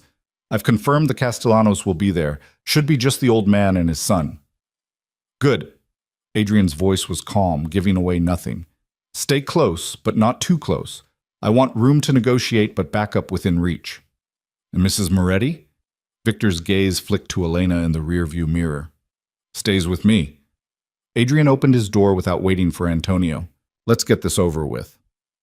The restaurant's interior was exactly what Elena expected. Dark wood, darker corners, and the smell of expensive wine covering cheaper sins. Dante Russo waited at a table in the back, flanked by 2 men whose suits bulged in ways that suggested weapons underneath. He stood as they approached, his smile sharp as broken glass. "Adrian Moretti, you're punctual. I appreciate that in a business associate." "Dante." Adrian's handshake was brief, professional. "Thank you for hosting." Of course, of course." Dante's attention shifted to Elena, his smile widening in a way that made her skin crawl. "And who is this beautiful creature?" "My wife." Adrian's hand settled on the small of her back, proprietary and protective in equal measure. "Elena, this is Dante Russo." "Charmed." Dante kissed her hand with old-world formality that felt like a mockery. "I didn't know Moretti had such exquisite taste." Elena forced a smile and said nothing. Being invisible was a skill she'd perfected. Let the men talk, fade into the background, become forgettable. Except tonight, forgettable might mean dead. They sat. Dante poured wine from a bottle that probably cost more than most people's monthly rent. The Castellanos arrived 10 minutes late. Antonio Castellanos Sr. and his son Marco, both wearing expressions that suggested this meeting was an obligation rather than a choice. "Gentlemen," Dante played host with practiced ease. "Thank you all for coming. I believe we have some territorial concerns to discuss." What followed was a masterclass in criminal negotiation. Adrian laid out his understanding of the situation, the Castellanos' supposed move on the Henderson building, the threat to established boundaries. Marco Castellano countered that they had no interest in the building, that their organization was focused on expanding north, not east into Moretti territory. Elena watched it unfold with growing certainty that something was very wrong. The conversation was too civil, too reasonable. These were not men on the brink of war. They were men confused about why they'd been summoned to a meeting about conflicts that didn't exist. She caught Adrian's eye across the table and saw her own realization reflected there. This wasn't a negotiation. It was theater. And they were the audience for a performance orchestrated by someone who wanted them all in the same room. The question was why? The answer came through the restaurant's front door in the form of 6 men with guns drawn and federal badges gleaming under the dim lights. FBI! Nobody move! Chaos erupted. Dante's men reached for weapons. The Castellanos dove for cover. Adrian's hand shot out and grabbed Elena's wrist, pulling her down as the first shots rang out. Not from the FBI, but from somewhere in the kitchen. Victor's voice cut through the noise. It's a setup! Back door now! They ran. Elena's heels made it 3 steps before she kicked them off and ran barefoot across the restaurant floor. Adrian's hand locked around her wrist like iron. Behind them, gunfire and shouting. The FBI trying to secure the scene, criminals trying to escape. And somewhere in the middle of it all, whoever had orchestrated this clusterfuck watching their plan unfold. They made it to the alley. Antonio had the Bentley running, door open, engine roaring. Elena threw herself into the back seat, Adrian right behind her, Victor diving into the front passenger seat. Go! Adrian shouted, and Antonio floored it. The alley blurred past. Elena's heart hammered against her ribs, adrenaline and terror mixing in her bloodstream. They'd survived. Somehow, impossibly, they'd survived. Then she saw Victor raise his gun. Time slowed to syrup-thick comprehension. The barrel turning not toward the rear-view mirror, not toward potential pursuit, but toward the back seat. Toward Adrian. Elena didn't think. She grabbed Adrian's shoulder and pulled hard, yanking him sideways just as Victor fired. The bullet shattered the window where Adrian's head had been a fraction of a second earlier. Glass exploded inward. The Bentley swerved violently as Antonio realized what was happening. Adrian moved with lethal precision. His own gun materialized from somewhere, shoulder holster, ankle holster. Elena didn't know and didn't care, and he fired twice. Both shots hit Victor's center mass, the sound deafening in the enclosed space. Victor slumped against the dashboard, blood blooming across his shirt in spreading darkness. Antonio kept driving, his face pale but focused, navigating through streets with the efficiency of someone who'd fled crime scenes before. Elena couldn't breathe, couldn't think, couldn't process what had just happened. Adrian pulled her against him, his hand on the back of her head, his voice rough in her ear. You saved my life. She had. In that split second of decision, she'd chosen his survival over everything else, over the evidence, over the plan, over the careful strategy she and Marcus had built. She'd chosen him. And now, covered in glass and surrounded by the smell of gunpowder and blood, Elena realized the game had changed completely. The woman who'd wanted a simple divorce no longer existed. In her place sat someone who'd just killed her husband's most trusted lieutenant to save his life. Someone who'd crossed a line there was no coming back from. Someone who was now irrevocably and dangerously part of Adrian Moretti's world. Whether she wanted to be or not. The safe house was a concrete box 20 miles outside the city, the kind of place that existed on no official records and asked no questions. Antonio pulled the Bentley into the underground garage while Adrian kept his gun trained on Victor's body, though the man hadn't moved since the bullets tore through him. Elena's ears still rang from the gunfire. Her hands were steady now. Shock did that, turned terror into numbness, adrenaline into ice-cold clarity. She could feel every shard of glass embedded in her dress, could smell copper and gunpowder, could taste fear at the back of her throat. But she was alive. They both were. Is he dead? Her voice sounded strange to her own ears, distant, clinical. Adrian checked Victor's pulse with 2 fingers against his neck, his expression unreadable. Not yet. Antonio, get the medical kit. I want him alive long enough to talk. Antonio moved with practiced efficiency, disappearing into the safe house's interior. Elena started to follow, but Adrian's hand caught her elbow. Wait. His gray eyes searched her face, looking for something she couldn't name. Are you hurt? No. She glanced down at herself, dress torn, feet bleeding from running barefoot through broken glass, but nothing serious, nothing that wouldn't heal. I'm fine. You pulled me out of the way. He said it like he was still trying to process the fact, like the concept of someone saving his life was foreign enough to require translation. You saw Victor reaching for his gun, and you pulled me out of the way. Yes. Why? The question hung between them in the dim garage, complicated by 3 years of neglect and one impossible bargain struck over breakfast. Elena could have lied, should have lied, but the truth was simpler and more terrifying than any fiction she could construct. Because our deal still stands, she said quietly. You can't grant me a divorce if you're dead. Something flickered across Adrian's face. Disappointment, maybe, or recognition that she was still playing an angle, still calculating her moves on a board where his life was just another piece. But beneath that, something else. Something that looked almost like respect. Pragmatic, he murmured. I can work with pragmatic. Antonio returned with the medical kit, and together they hauled Victor's bleeding body into the safe house's basement.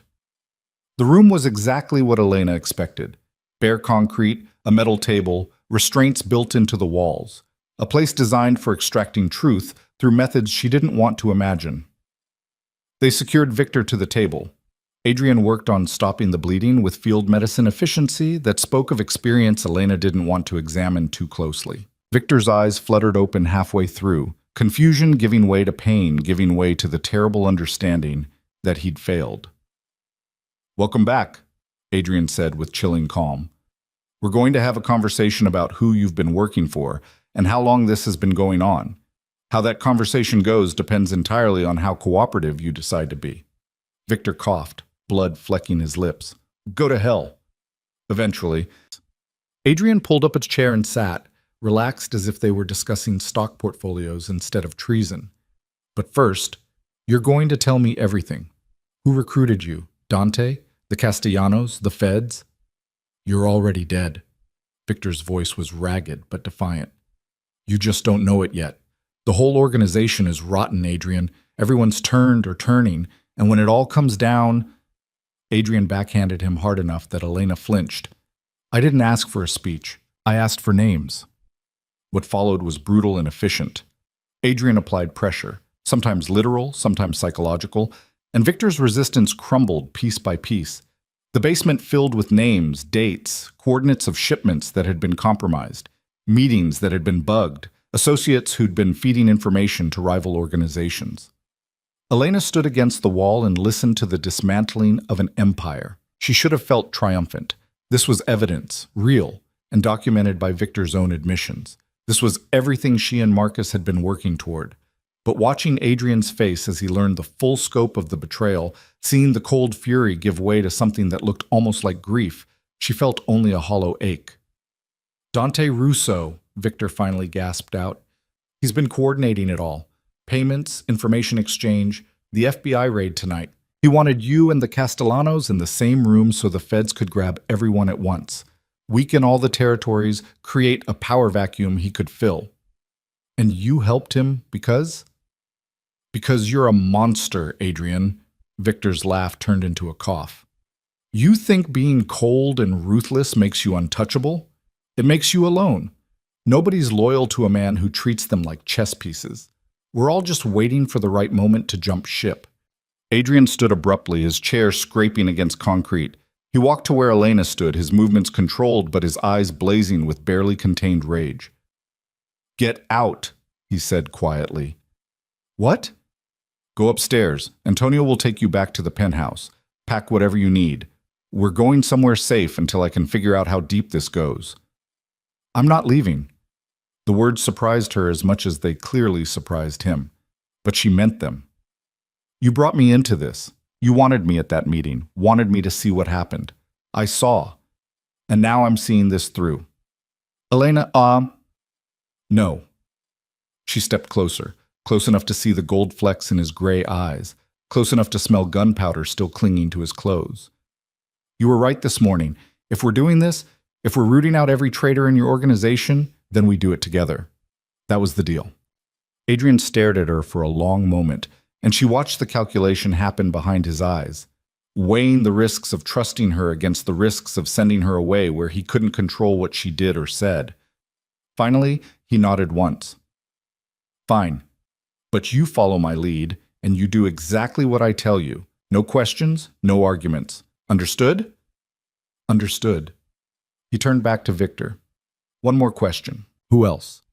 Besides Dante, besides the names you've already given me, who else in my inner circle is compromised? Victor's smile was terrible, blood-stained and triumphant even in defeat. Figure it out yourself. That's the beautiful part, Adrian. Now you can't trust anyone. Every conversation, every order, every piece of intelligence, all of it is suspect. You're going to tear your own organization apart from the inside trying to find all the rats. Adrian pulled out his gun and pressed it against Victor's forehead. His hand didn't shake. His expression didn't change. He was a man who'd made this kind of decision 100 times before and would make it 100 times again. Last chance, he said softly. Give me names, or die knowing you failed. I already won. Victor's eyes slid to Elena, and his smile widened. Ask your wife. Ask her what she's really been doing for the last 3 weeks. Ask her who she's been meeting with. Ask her about the attorney and the evidence, and Adrian fired. The sound was deafening in the enclosed space. Elena's scream caught in her throat. Victor's body jerked once and went still, blood pooling beneath the table in spreading darkness. The silence that followed pressed down like a physical weight. Adrian lowered the gun slowly, his face completely blank. When he turned to Elena, his expression was unreadable. Is it true? His voice was perfectly calm, perfectly controlled. The voice of a man on the edge of violence asking a question that would determine whether she joined Victor in death. Elena's mind raced. Victor had known. Somehow, impossibly, he'd known about Marcus, about the evidence gathering, about everything, which meant the information had leaked, which meant someone else knew, which meant lying now would only make it worse. Yes, she said simply. Adrian's jaw tightened almost imperceptibly. Explain. 3 weeks ago, when you refused to sign the divorce papers, I hired an attorney, Marcus Chen. I asked him to help me find a way out of this marriage that didn't involve spending the next decade in court battles I couldn't afford to fight. And he suggested what? Gathering evidence against me? Building a case? He suggested leverage. Elena kept her voice steady despite the gun still in Adrian's hand, despite Victor's corpse cooling on the table between them. Enough information about your operations that if anything happened to me, it would all come out. Mutually assured destruction, protection through knowledge. So you've been documenting my crimes for 3 weeks. Adrian's voice remained dangerously quiet. Recording conversations, following money trails, building a case that could destroy everything I've built. Yes? And you're telling me this now because? Because Victor knew. Elena gestured to the body. Which means someone in your organization has been watching me, following me, documenting my movements the same way I was documenting yours. And if Victor knew, then Dante knows. Which means that evidence, all of it, is about to become a weapon they use against you. Adrian processed this with the same cold calculation he applied to everything. Where's the evidence now? With Marcus. Encrypted files on a secure server.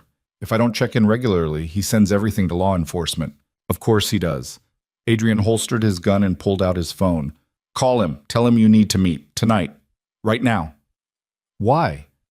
Because we're about to make a deal, your attorney and I. And it's not the deal he's expecting. Elena's hand shook as she pulled out her burner phone and dialed Marcus's number. He answered on the second ring, his voice tight with worry. Elena? Thank God. I've been trying to reach you for the last hour. Are you? I'm alive. I need to meet you. Same place as before, 30 minutes. What happened? Everything happened. She glanced at Adrian, at the cold fury still burning behind his eyes. And it's about to get worse. Bring everything you have, all the evidence, every copy. Elena, if you're in danger, I'm always in danger, Marcus. That's the point. 30 minutes. She hung up before he could argue. The drive back to the city happened in tense silence.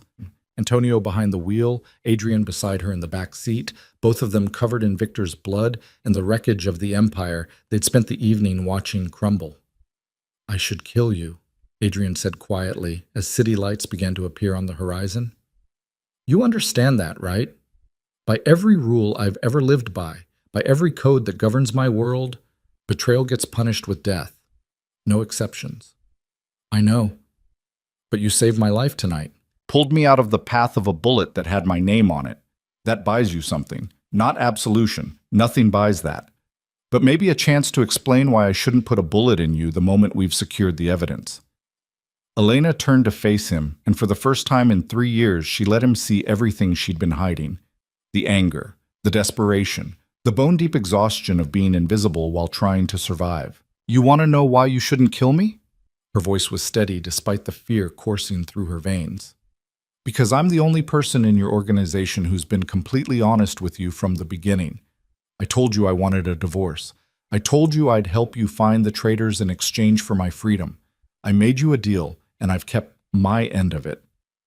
By gathering evidence that could send me to prison for the rest of my life. By surviving the only way I knew how. She held his gaze. You built this marriage on a transaction, Adrian. My freedom for my father's debts. You treated me like property for 3 years. So I did what people do when they're trapped. I looked for a way out. And if that meant documenting your crimes as insurance against you deciding I was more trouble than I was worth, then yes, I did that. Because survival in your world means playing every angle and trusting no one. You sound like one of us. I've been living with you for 3 years. What did you expect? That I'd stay soft and naive while watching you build an empire on blood and fear? You made me into this, Adrian. Every cold dismissal, every moment of calculated indifference, every time you looked through me instead of at me, you taught me that people are just pieces on a board. So I started playing the game.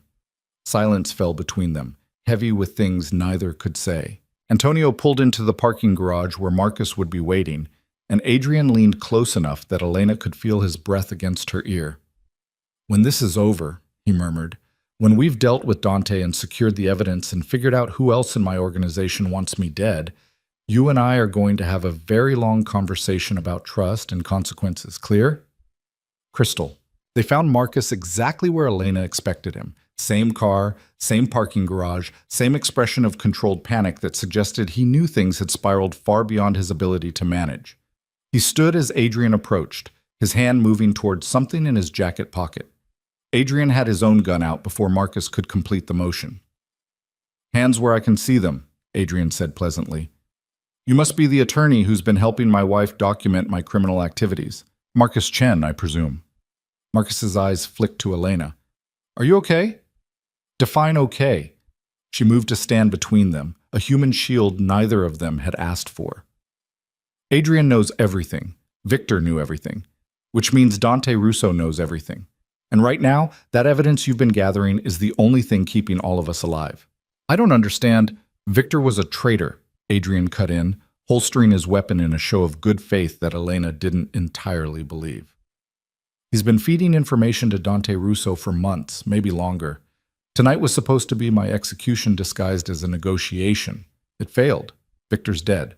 And now I need to know exactly what evidence you have and who else has access to it. Marcus looked at Elena for confirmation. She nodded once, exhausted beyond measure. Everything's encrypted on a remote server, Marcus said carefully.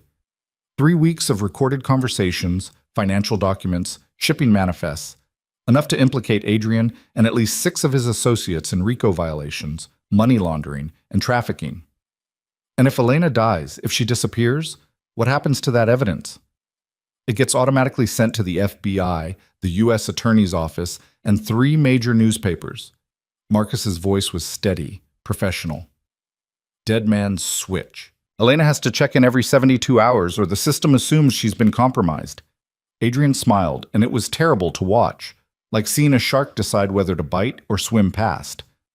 Clever. Self-destructive, but clever. Here's my counteroffer. You give me every copy of that evidence. All of it. In exchange, I don't kill both of you right now, and I give Elena the divorce she wants when this is over. I'm not finished. Adrian's voice could have frozen blood. You also helped me use that evidence to bring down Dante Russo. Your recordings, my inside knowledge, Elena's observations. We combine everything, and we build a case so airtight, That when Dante goes down, he takes everyone who's been working with him straight to hell. Marcus stared at him like he'd suggested flying to the moon. You want me to help you destroy a rival crime boss using evidence I gathered to divorce you from your wife? Yes. That's insane. That's survival. Adrian glanced at Elena. Your client seems to understand the concept. Maybe you should listen to her. They stood in the concrete silence of the parking garage, three people bound together by impossible choices and evidence that could destroy them all.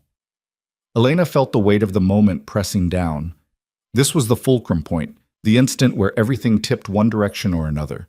Do it, she said to Marcus. Elena, he's right. About all of it. If Dante knows what we've been gathering, then that evidence becomes a weapon he can use against Adrian, which means it becomes a weapon he can use against us. The only way we survive is if we strike first. And you trust him?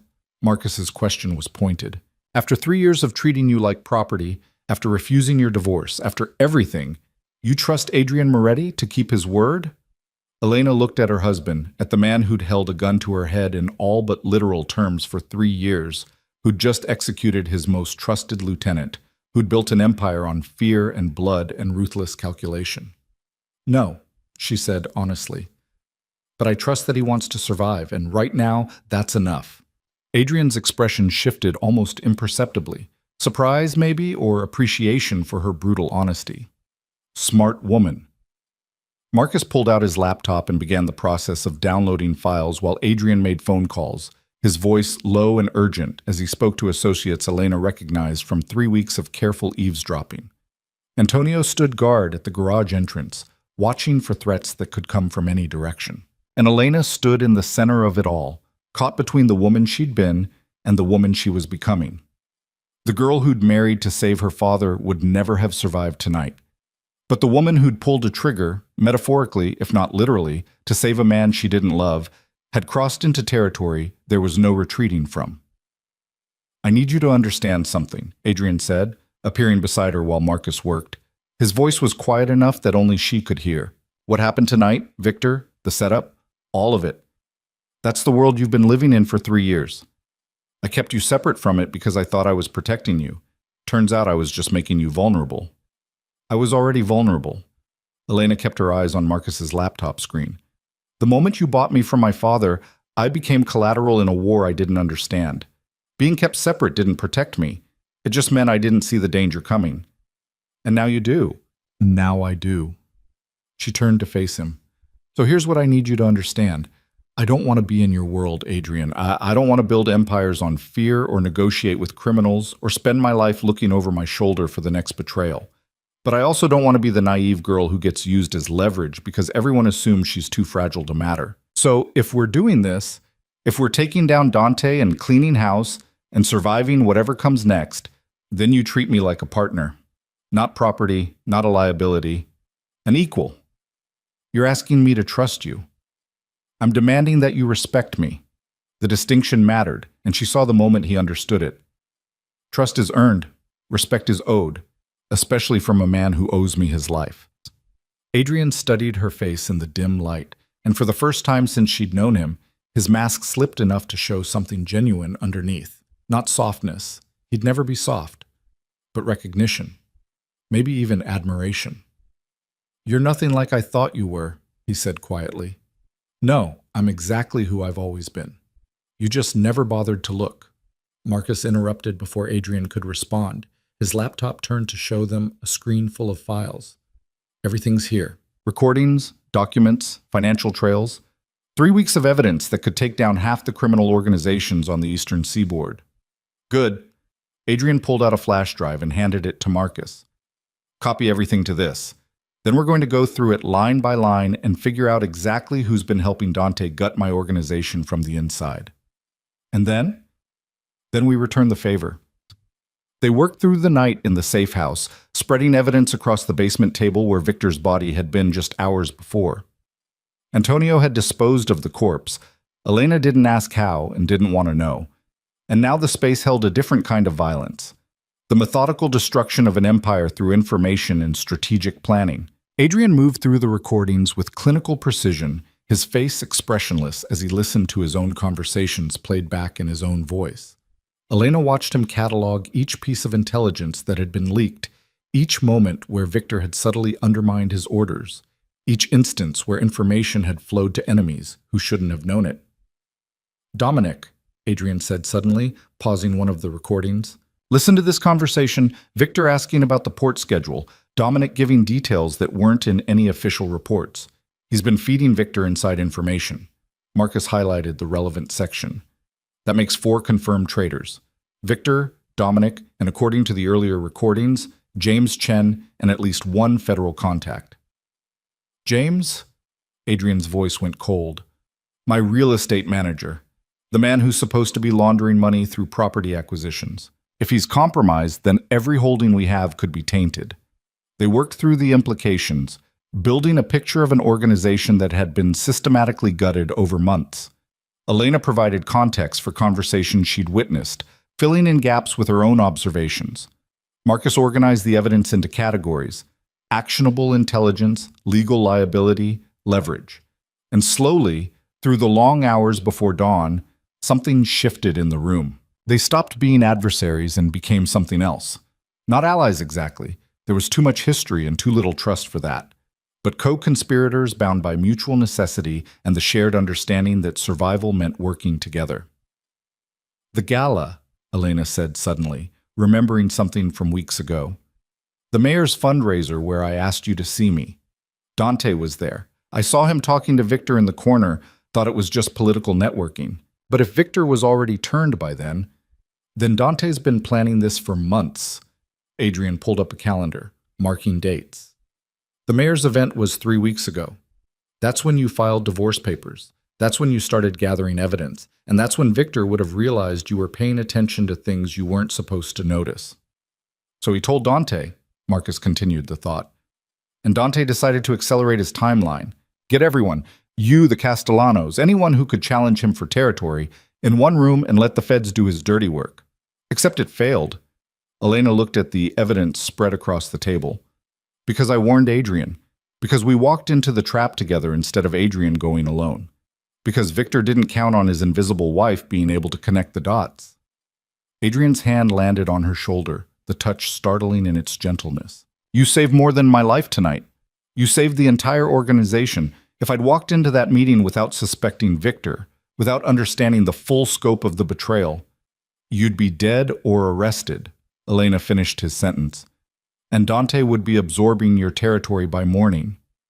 Instead, we have evidence of his involvement. We have proof of federal corruption. We have everything we need to dismantle his operation and expose every traitor who helped him. We have more than that." Marcus pulled up a financial document highlighting a series of transactions. "These payments from Dante to Victor, they went through shell corporations that are already under federal investigation for other crimes. If we provide this evidence to the right prosecutor, someone who isn't on Dante's payroll, we don't just take down Dante, we take down his entire network." Adrian leaned over the laptop, scanning the documents with predatory focus. How long to put together a complete package? Everything admissible? Everything documented? Everything airtight? 3 days? Maybe 4 if we want to be thorough. "You have 2 days. Adrian's voice left no room for negotiation. "Dante knows tonight failed. He's going to regroup, adjust his strategy, come at us from a different angle. We need to hit him first, hit him hard, and make sure he can't retaliate." "And after?" Elena asked quietly. "After Dante's gone and the traitors are exposed and you've rebuilt your organization, what happens to our deal?" Adrian turned to face her fully, and in his eyes she saw the same impossible calculation playing out that had been there since the moment she'd pulled him out of Victor's line of fire. "You kept your end of the bargain," he said finally. "You helped me identify the traitors. You risked your life at that meeting. You saved me when you could have let Victor finish what he started and walked away a widow." "That's not an answer." "No, it's an acknowledgement." He glanced at Marcus, then back to Elena. "When this is over, when Dante's finished and I've cleaned house and rebuilt what they tried to destroy, I'll sign your divorce papers. You'll get your freedom. That was the deal." Relief flooded through her so intensely it was almost painful. "Thank you." "But," Adrian continued, and Elena's relief curdled into dread, I need you to do one more thing first. One final performance. The most important one. What? Convince Dante Russo that you're on his side. The words hung in the air like a death sentence. Elena stared at Adrian, certain she'd misheard, desperately hoping she'd misunderstood. You want me to what? Dante knows about the evidence gathering. Victor told him before he died. That's the only way he could have known to throw it in my face. Which means Dante knows you've been working against me. He probably thinks you hate me, that you'd be willing to help destroy me. So you want me to let him believe that? Elena said slowly, understanding dawning with terrible clarity. You want me to approach Dante, offer to help him, feed him false information while gathering real intelligence about his operation. Yes, that's insane. If he suspects for even a second that I'm playing him, then I'll make sure he doesn't suspect. Adrian's expression was implacable. I'll give him reasons to believe you've finally broken free. I'll be publicly cold to you, dismiss you, treat you exactly the way I have for 3 years. And you'll use that opening to get close to the one man who wants me dead badly enough to burn half the city doing it. Marcus stood abruptly. Absolutely not. This is too dangerous, Adrian. You're asking Elena to infiltrate a rival crime boss's organization with no backup and no guarantee of safety. One wrong word, and she's dead. One wrong move, and we're all dead, Adrian countered. Dante has resources I don't have right now. Associates I can't reach because I don't know who's loyal and who's turned. The only way we survive the next 72 hours is if we know exactly what he's planning. And the only way to know that is to have someone on the inside. Someone else, not Elena. It has to be Elena. Adrian's voice was absolutely certain. She's the only person Dante would believe turned on me. She has motive. 3 years of neglect, a refused divorce, documented evidence of my crimes. From his perspective, she's the perfect disaffected wife looking for revenge. Anyone else would read as a plant. But Elena? She's credible. Elena listened to them argue over her fate like she wasn't standing right there, and felt the last remnants of the girl she'd been 3 years ago finally, completely, die. Stop, she said quietly. Both men fell silent. This is my choice. Not yours, Marcus. Not even yours, Adrian. Mine. So let me think. She walked to the window overlooking the safe house's empty yard, watching dawn paint the sky in shades of blood and gold. Behind her, she could feel both men watching, waiting, holding their breath for her decision. The smart play was to refuse. Walk away now. Take the evidence Marcus had gathered, disappear into protective custody, and let Adrian and Dante destroy each other. But that left her father vulnerable, left her forever looking over her shoulder, forever wondering when Adrian's reach would catch up to her, forever defined by fear instead of choice. The brave play, the insane play, was to do what Adrian asked. Become a double agent in a war between crime lords, risk everything on the chance that she was smart enough and strong enough and lucky enough to survive. That play, at least, had an ending. Win or lose, live or die, it was definitive. Elena turned from the window and met Adrian's eyes across the room. I'll do it, she said. On one condition. When this is over, when Dante's finished and your organization is secure and I've kept my end of this bargain, you don't just sign the divorce papers. You let me walk away completely. No favors owed, no debts outstanding, no invisible strings that let you pull me back into your world when it's convenient. Clean break. Final ending. Agreed. And if I die doing this, you make sure Marcus releases all that evidence. Everything. Every crime, every name, every piece of corruption. You go down with Dante. That's the price of my cooperation. Adrian's jaw tightened, but he nodded once. Agreed. Then we have a deal. She crossed the room and held out her hand. Adrian took it, his grip firm and warm and utterly without mercy. They shook on an agreement that would either free her or kill her. And in that moment, Elena realized she'd finally become exactly what Adrian had accused her of being. One of them. The performance began 48 hours later at the Marconi Charity Gala, the kind of glittering event where the city's elite mingled with its most dangerous criminals and pretended not to notice the difference. Elena wore red, a deliberate choice, the color of blood and rebellion, and entered on Adrian's arm like she had 100 times before. Except this time, everything was different. Adrian had spent 2 days making sure the entire city knew his marriage was crumbling. raised voices in restaurants where people could overhear, a coldness in public that went beyond his usual indifference into active cruelty. He'd arranged for Elena to be photographed leaving a hotel at 3 in the morning, looking disheveled and furious, had made sure rumors spread about separate bedrooms and divorce attorneys. All of it calculated. All of it designed to paint a picture of a woman at her breaking point. Now, standing in the Marconi ballroom surrounded by people who'd watched her be invisible for 3 years, Elena felt every eye turned their direction. She saw the speculation, the whispered conversations behind champagne flutes, the predatory interest of men who sensed weakness in the Moretti household. She saw Dante Russo watching from across the room with the focus of a shark scenting blood. "He's here," she murmured to Adrian, her smile bright and empty for anyone watching. "I know." Adrian's hand on her back was possessive, but his voice carried an edge of dismissal. "Remember what we discussed. Make him come to you. Don't seek him out. I know how to play my part. Do you?" He leaned close enough that to anyone watching it would look intimate, but his words were knives.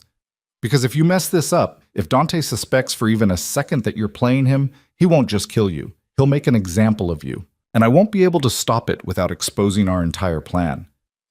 Such touching concern for your wife's safety.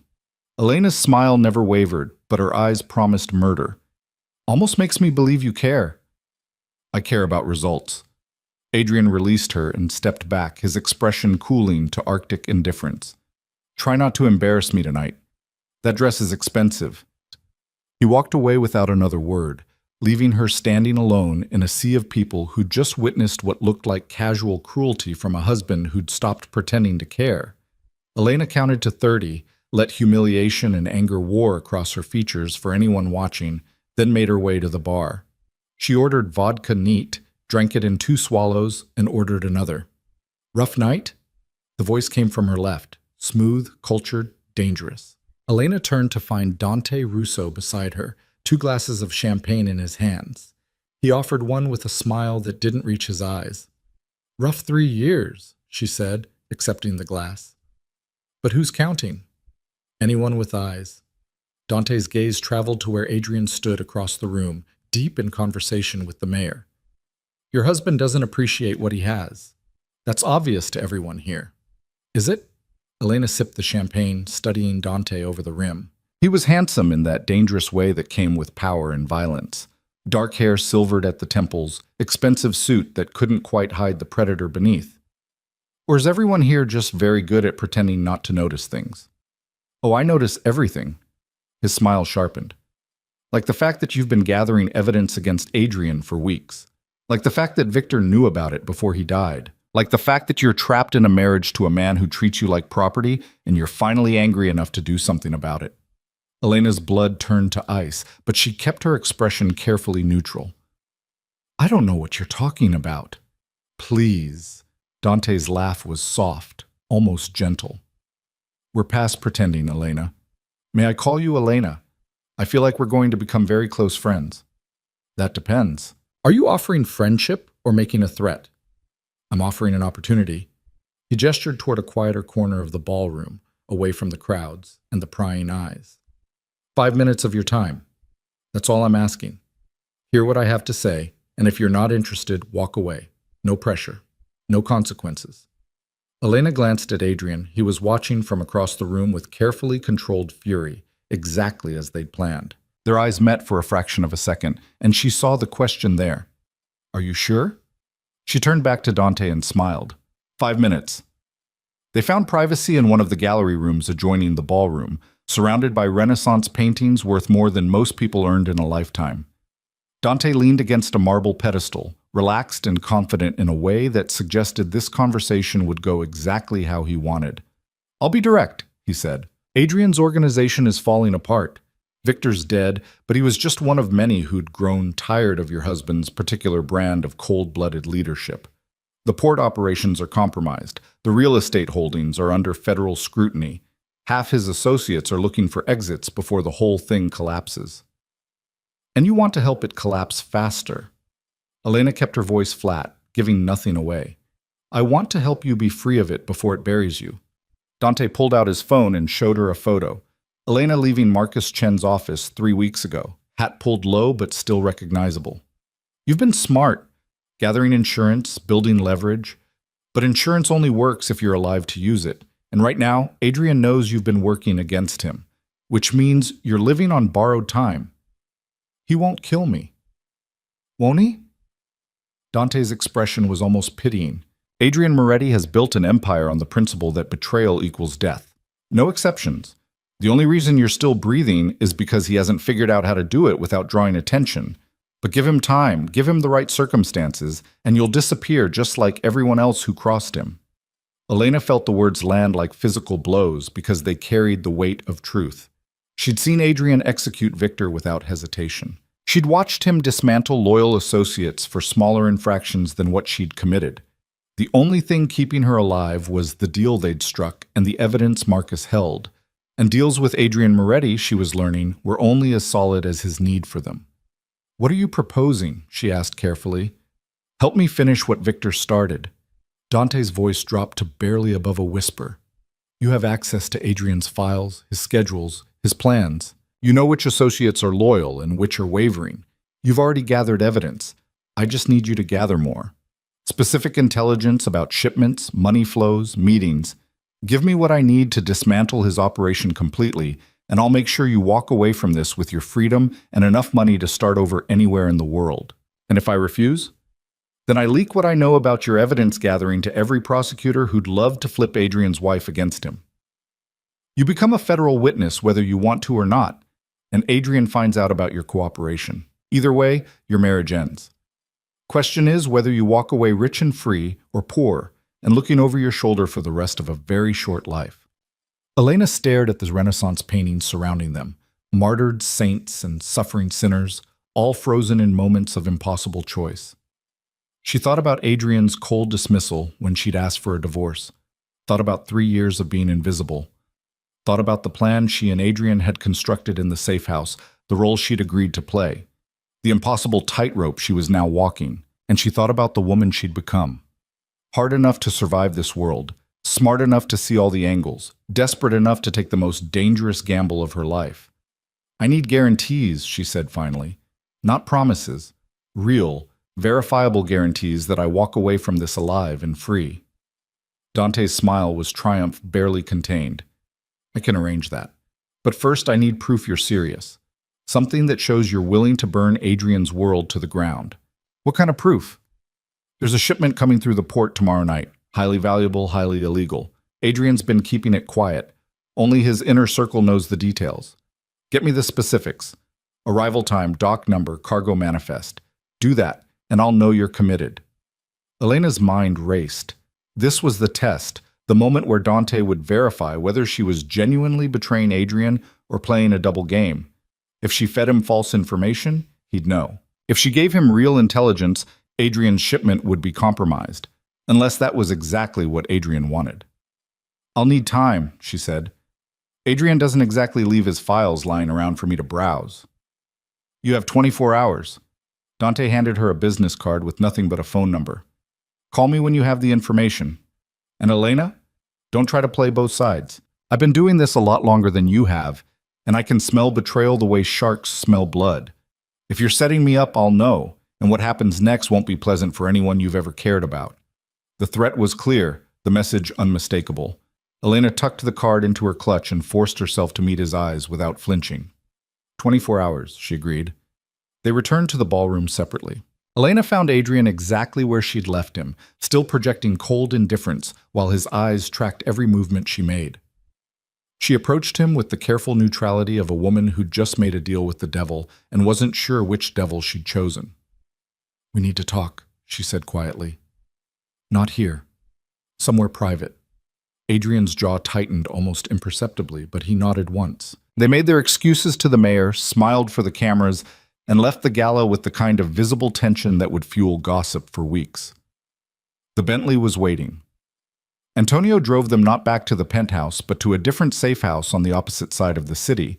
This one owned through so many shell corporations that even federal investigators would need months to trace it back to Adrian. The moment they were inside with the door locked and the security system armed, Elena pulled out Dante's card and told Adrian everything.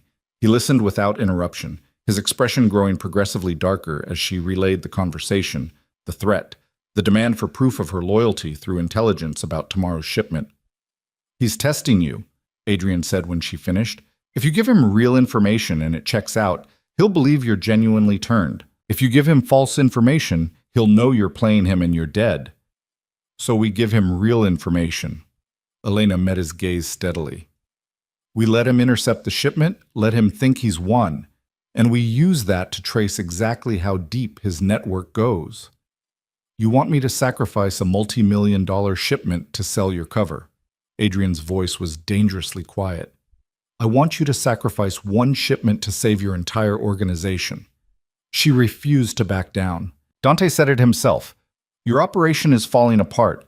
Associates are jumping ship. The feds are circling. The only way you survive this is if you know exactly who your enemies are and exactly what they're planning. And the only way to know that is if Dante believes I'm working for him." Adrian paced the length of the room, his movements controlled but violent energy radiating from every line of his body.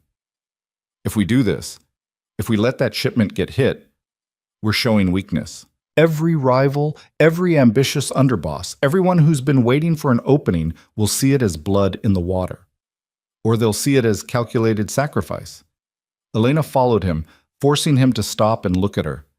"You let one shipment fall to protect 10 others. You take a visible loss to hide a larger strategy. That's not weakness, that's chess. And you're better at chess than anyone I've ever met." "Flattery from my wife, that's new." "It's not flattery, it's recognition." She held his gaze. "You've spent 3 years treating me like I don't understand your world, like I'm too soft or too naive to comprehend what you do. But I've been watching, Adrian. I've been learning, and I understand exactly what you're asking me to do and what it costs. I'm just asking you to trust that I can do it." The word hung between them like a dare. Trust. The thing neither of them had ever given the other, the thing their entire marriage had been built on avoiding. Adrian stared at her for a long moment, something shifting behind his eyes, calculation giving way to something that looked almost like belief. 24 hours, he said finally. "I'll give you the real shipment details. You pass them to Dante, he intercepts it, and we track everyone involved. But Elena..." He stepped close enough that she could see the gold flecks in his gray eyes. "If this goes wrong, if Dante suspects and decides to eliminate the threat, I won't be able to save you without exposing that we're working together. You'll be on your own." "I know." "And you're still willing to do this?" Elena thought about the divorce papers she'd filed 3 weeks ago, about the freedom that had seemed so simple then and so impossibly complicated now. She thought about the woman she'd been, frightened, dutiful, willing to sacrifice everything to save her father. And she thought about the woman she'd become, hard and calculating and absolutely certain that survival meant playing every angle without hesitation. "I'm willing," she said. Adrian pulled out his phone and brought up encrypted files detailing tomorrow's shipment. Dock 17, midnight arrival. Cargo manifest lists machine parts, but the real shipment is weapons. High-grade military equipment that's supposed to go to 3 different buyers. Value is around 8 million, give or take. Elena memorized every detail, committing it to memory the way she'd learned to do over weeks of evidence gathering. "And when Dante hits it, what happens to the buyers?" "I've already contacted them with a story about federal surveillance forcing us to reschedule. They're expecting delays. When the shipment gets intercepted, they'll be disappointed but not suspicious. So we lose 8 million and the trust of 3 buyers. We lose one night's revenue to gain intelligence that could save the entire organization." Adrian's expression was grim. "That's the trade, and it's only worth it if you can sell Dante on your betrayal completely. No hesitation, no second thoughts, no hint that you're playing both sides." "I can do it." Elena's voice was steady despite the fear coiling in her stomach. "I've been playing roles my entire life. Dutiful daughter, obedient wife, invisible woman. This is just one more performance."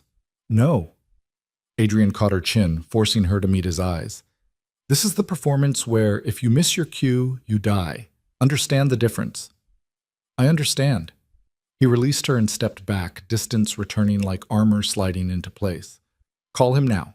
Set up a meeting for tomorrow afternoon, somewhere public enough that he won't try anything but private enough for real conversation. Give him the information, let him verify it, and don't contact me until after the shipment's been hit. We can't risk anyone seeing us communicate." Elena pulled out the burner phone Dante had given her and dialed the number on his card. He answered on the first ring, his voice smooth with anticipation. "Elena, I was hoping to hear from you. I have what you wanted. When and where?" "Cafe Veritas, tomorrow at 2. Come alone." He paused, and she could hear the smile in his voice. "And Elena? I'm very much looking forward to our partnership." The line went dead. Elena lowered the phone slowly, feeling the weight of what she'd just committed to settling onto her shoulders like a physical burden. 24 hours until she walked into a meeting with a crime lord who wanted her husband dead. 24 hours to prepare for a performance where one wrong word meant death. "Get some sleep," Adrian said, already pulling out his own phone to make arrangements. "Tomorrow's going to be a very long day." Sleep didn't come. Elena lay in the safe house's bedroom, staring at the ceiling, running through scenarios, planning responses, trying to anticipate every angle Dante might approach from. She heard Adrian moving through the house, his voice low as he made calls, arranged backup plans, positioned pieces on a chessboard where she was both player and pawn. Sometime before dawn, her door opened quietly. Adrian stood silhouetted in the doorway, and for a moment neither of them spoke. "I can't sleep either," he said finally. "Worried I'll get myself killed? Worried I've asked you to do something no one should have to do." He moved into the room, sitting on the edge of the bed with careful distance between them. "You were right earlier. I've spent 3 years treating you like property, like something I owned but didn't need to understand. And now I'm sending you into danger because you're the only one who can pull this off." "You're not sending me. I'm choosing to go." Elena sat up, pulling her knees to her chest. "There's a difference." "Is there? Because from where I'm sitting, it looks like I've backed you into a corner where this is the only choice that doesn't end in death or prison." The admission hung between them, raw and uncomfortable. Elena studied his profile in the dim light, the sharp angles of his face, the tension in his shoulders, the weight of an empire crumbling that showed in every line of his body. "Can I ask you something?" she said quietly. "Anything. Why did you really refuse to sign the divorce papers? The first time, before all of this? Was it really just about appearances? About not wanting to look weak?" Adrian was silent for so long she thought he wouldn't answer. When he finally spoke, his voice carried a quality she'd never heard before, something almost like regret. "I told myself it was about strategy, about maintaining appearances and protecting assets. But the truth?" He turned to look at her, and in his eyes she saw honesty that felt like a gift. "I think I refused because signing those papers meant admitting I'd failed. Not at being a husband. I know I failed at that from day one. But at being a person capable of more than cold calculation. You asked me to see you, and I realized I'd spent 3 years deliberately not seeing you because if I did, I'd have to acknowledge what I'd done, who I'd become." Elena felt something crack in her chest, not her heart breaking, but armor falling away, the protective distance she'd maintained shattering under the weight of his words. "You're still that person," she said softly. "The one who trades people for power, who executes traitors without hesitation, who builds empires on fear." "I know." Adrian's smile was bitter. "But for the first time in 15 years, I'm not sure I want to be. And that's your fault." "My fault? You were supposed to be invisible, disposable, a piece on the board I could move and forget. Instead, you saved my life, agreed to risk everything to help me survive, and made me see exactly how much I've sacrificed to build this empire." He stood, moving toward the door. "Get some rest, Elena. Tomorrow, you become someone else. Someone brave enough to play the most dangerous game in the city. And I need you sharp." He was gone before she could respond, leaving her alone with thoughts that wouldn't settle and a truth she couldn't ignore. Somewhere in the chaos of betrayal and violence and impossible choices, something had shifted between them. They weren't allies. They certainly weren't in love. But they weren't quite enemies anymore either. They were something more complicated, something that didn't have a name but felt like understanding. The next afternoon, Elena walked into Cafe Veritas wearing designer sunglasses and the carefully constructed armor of a woman who'd made her choice and refused to look back. Dante waited at a corner table, 2 cups of coffee already cooling in front of him. Punctual, he said as she sat. I appreciate that. Let's skip the pleasantries. The show. Elena pulled out a piece of paper with the shipment details written in her own handwriting. No electronic trail, nothing that could be traced. Dock 17, midnight tonight. The manifest says machine parts, but it's actually military-grade weapons. 8 million in value, 3 buyers already lined up. Dante studied the paper, his expression unreadable. How do I know this is real? That you're not setting me up? You don't. That's what trust is. A gamble where the stakes are life and death. Elena held his gaze without flinching. But ask yourself what I have to gain by lying. If this information is false, you know where to find me. If it's real and you intercept that shipment, Adrian loses 8 million and I prove I'm serious about helping you destroy him. And what do you want in return? Besides your freedom? I want to watch him lose everything the way I lost everything when my father sold me to settle his debts. The bitterness in her voice wasn't entirely fabricated. I want him to feel powerless and trapped and invisible. I want him to understand what he did to me. Dante smiled, and it was terrible to watch, pure predatory satisfaction. We're going to get along very well, Elena. Very well indeed. He folded the paper and tucked it into his jacket. I'll have people at Dock 17 tonight. If this checks out, if the shipment is everything you say it is, then we move to the next phase. I'll need more information. Schedules, associates, financial records, everything you can access.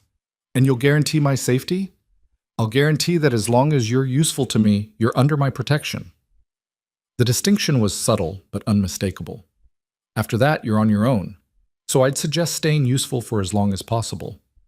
Elena stood, the meeting over, the die cast. I'll be in touch. She walked out of the cafe and didn't look back. Didn't let herself think about what she'd just done.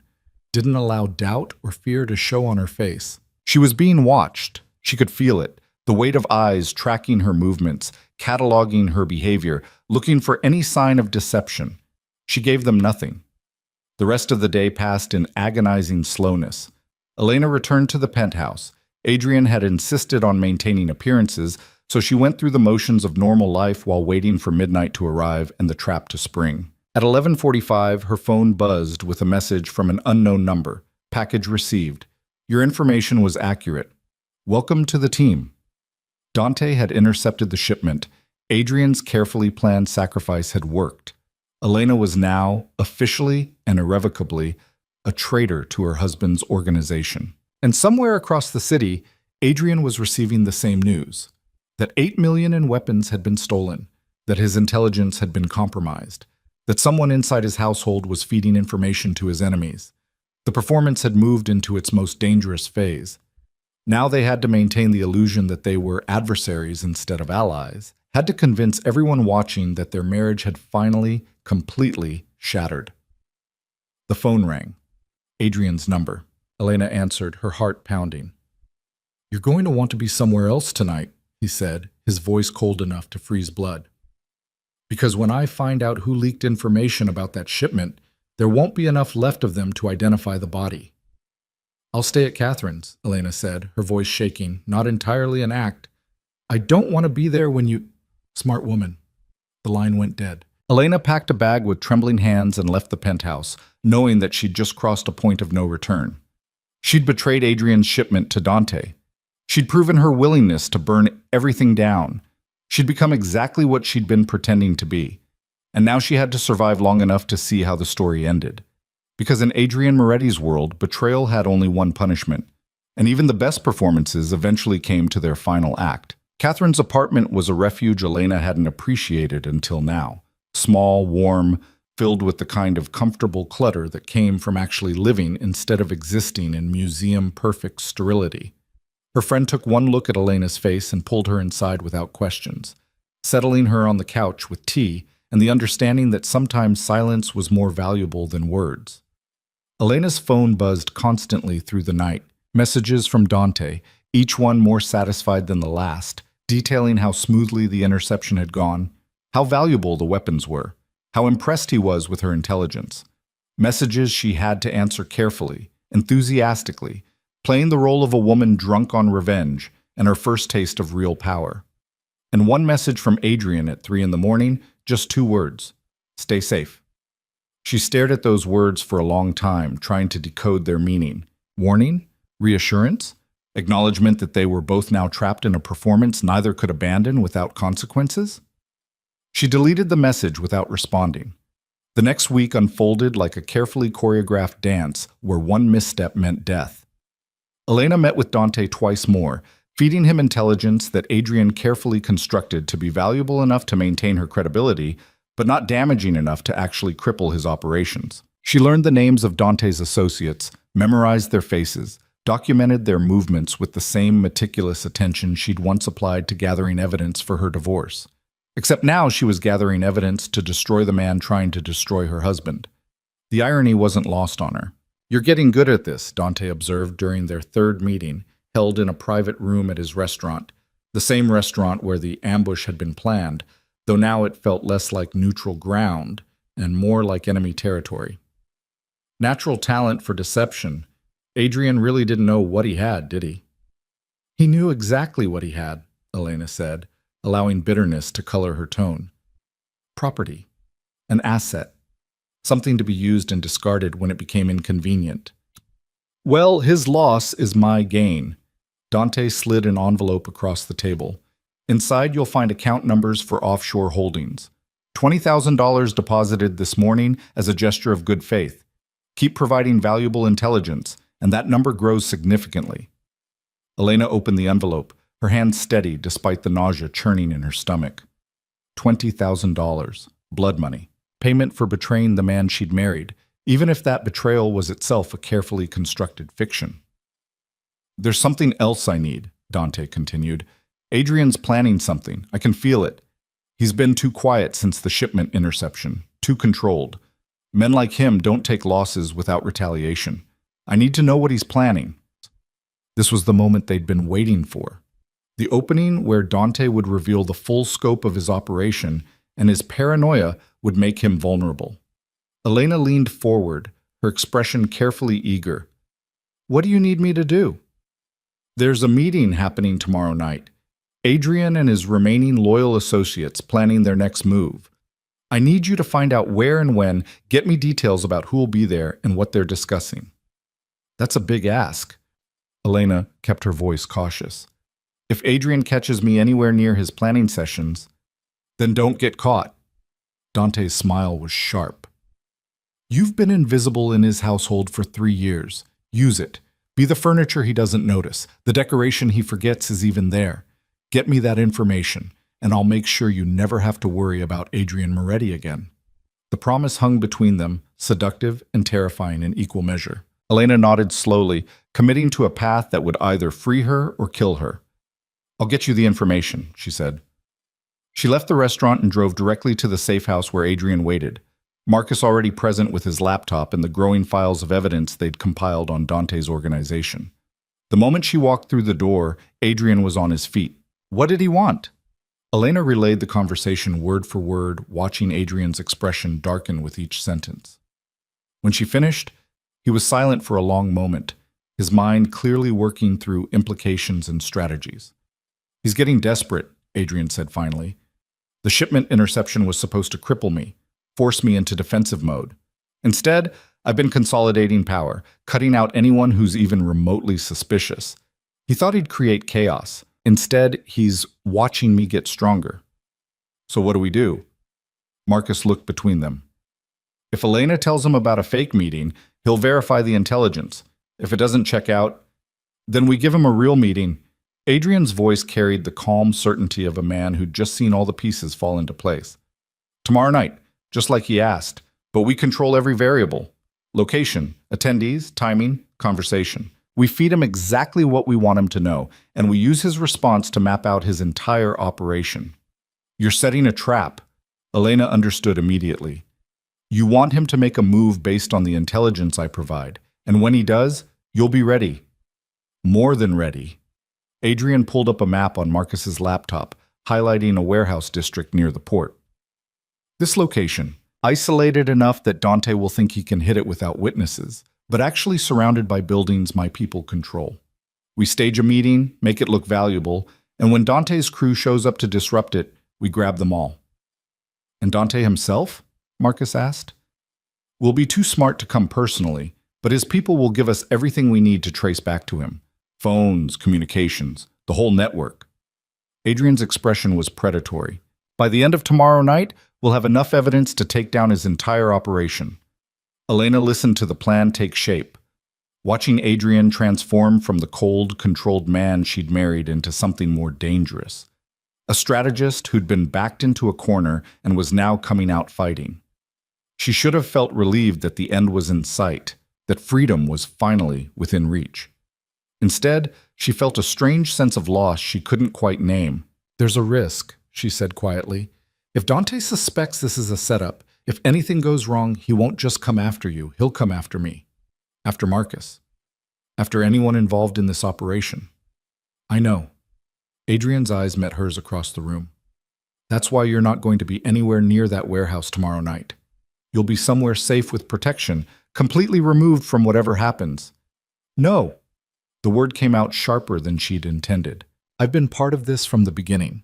I've risked everything, my safety, my freedom, my life, to help you root out the traitors and take down Dante. I'm not sitting on the sidelines for the endgame." "Elena." "No, Adrian."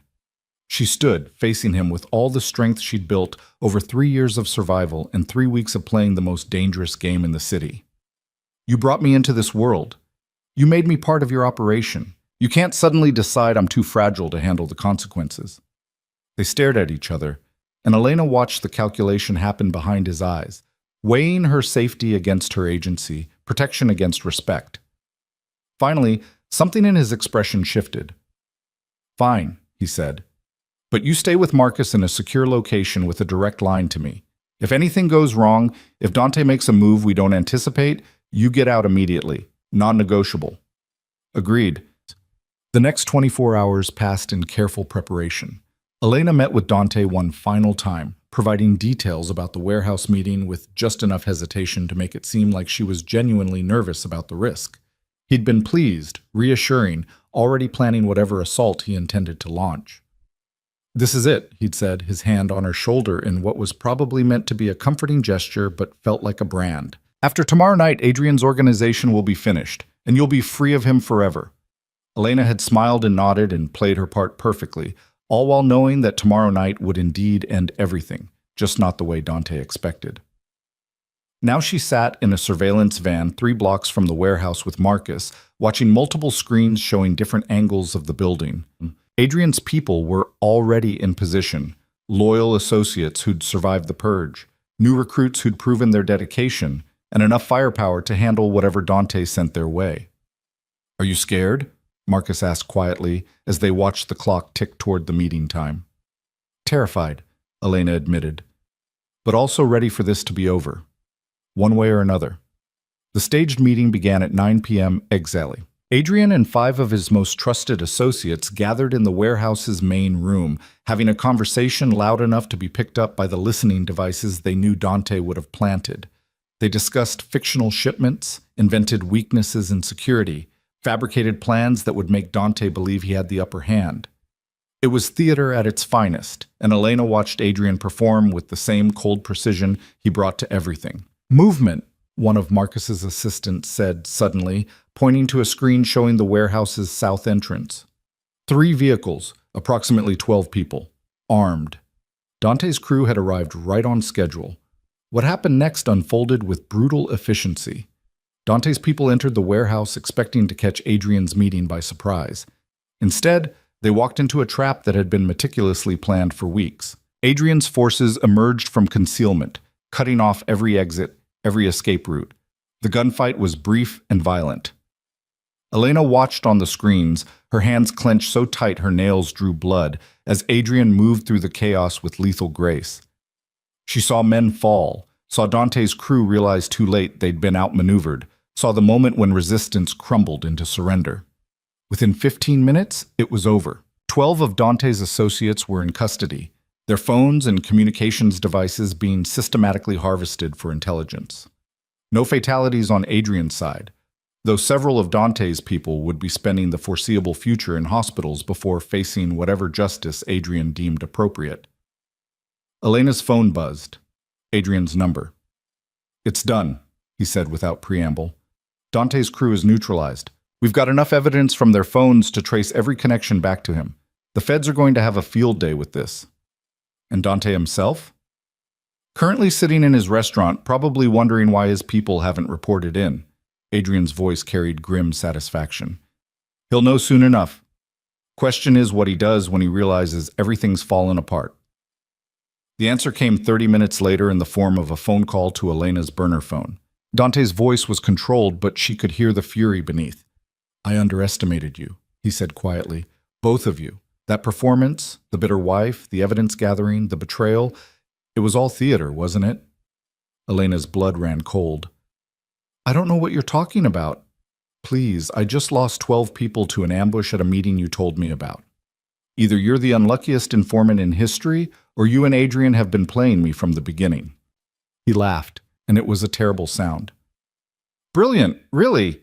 Use the wife everyone thinks he ignores to get close to me, feed me intelligence that seems valuable, but actually leads me into traps. I should have seen it coming. Dante, save it. We're past pretending now. His voice dropped to something dangerous. You've won this round, but understand something, Elena. This isn't over. Adrian might have taken my crew tonight, but I have resources he doesn't know about. Associates who are going to be very interested to learn that his precious wife has been working both sides. The feds, rival organizations, everyone who wants to see the Moretti's fall, they're all going to know about your little performance. You're bluffing. Am I? Check your email in about 10 minutes. You'll find very detailed documentation about your evidence gathering, your cooperation with Adrian, everything. And it's already been sent to people who can make both your lives very difficult. The line went dead. Elena stared at the phone, her heart pounding. Marcus was already pulling up her email, his expression growing progressively grimmer as he scrolled through the messages that had just arrived. He wasn't bluffing, Marcus said. He sent everything to federal prosecutors, to Adrian's rivals, to media contacts. By morning, everyone's going to know that you and Adrian orchestrated this entire operation together. Which means the deal's off. Elena felt numb. Adrian can't grant me a divorce if everyone knows we've been working together. It destroys the entire illusion that I was genuinely betraying him. More than that, Marcus turned the laptop so she could see the emails. This evidence could be interpreted as Adrian using his wife to infiltrate rival organizations. That's a federal crime. Both of you could be facing charges.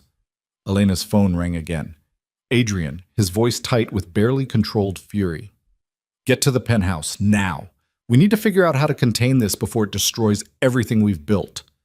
The drive back to the penthouse felt surreal, like moving through a dream where the rules kept changing and nothing was quite what it seemed. Elena had spent 3 weeks building a careful fiction, playing the most dangerous role of her life. And now it was all unraveling because Dante had one final card to play. She found Adrian in his office, surrounded by associates who looked like they wanted to break something. The energy in the room was violent, barely contained rage looking for a target. Everyone out, Adrian said quietly. I need to speak with my wife alone. The room emptied in seconds. Elena stood in the doorway, watching Adrian pour 2 glasses of scotch with hands that were steady despite everything falling apart around them. Dante's evidence is everywhere, he said, handing her a glass. The feds have it. My rivals have it. By tomorrow morning, every prosecutor in the state will know that you and I conspired to infiltrate his organization.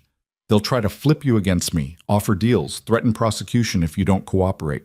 So what do we do? Adrian laughed, and it was bitter. We have 2 options. Option 1, you testify that I coerced you into helping me, that you were an unwilling participant in a criminal conspiracy. You get immunity, I go to prison, and you walk away free with your divorce. And option 2?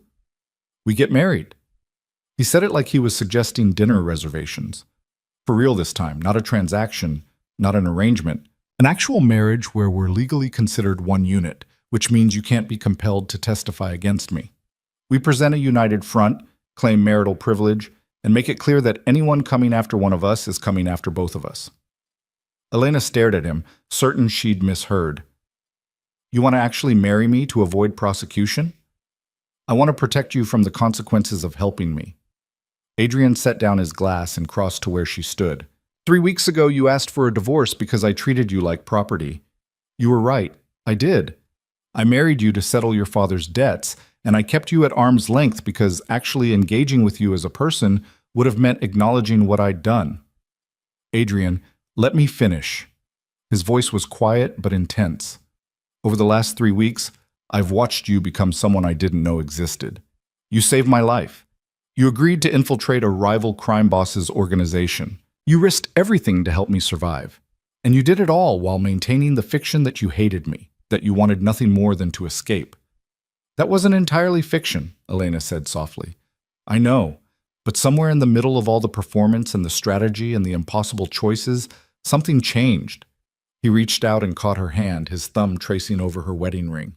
I started seeing you, not the wife I'd acquired to settle debts, not the decoration I kept around for appearances. You, Elena, the woman who's smart enough and brave enough and ruthless enough to play the most dangerous game in the city and win. Elena felt tears burning behind her eyes, unexpected and unwelcome. What are you saying? I'm saying I'll sign your divorce papers if that's what you want. I'll find another way to deal with the legal consequences.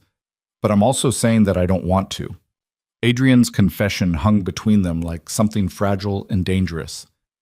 For the first time in 15 years, I care about someone more than I care about my empire. And that someone is you. You don't love me. She said it like a fact, like something carved in stone. You don't know how. Maybe not. Probably not. His smile was sad. But I'm willing to learn. If you give me a chance, if you stay. Elena stared at the man she'd married 3 years ago. The man who'd treated her like property and refused her freedom and built an empire on fear and blood. She thought about the divorce papers she'd filed, about the freedom she'd craved, about the simple life she'd imagined where she was just Elena Vale again, unburdened by the weight of being a crime lord's wife.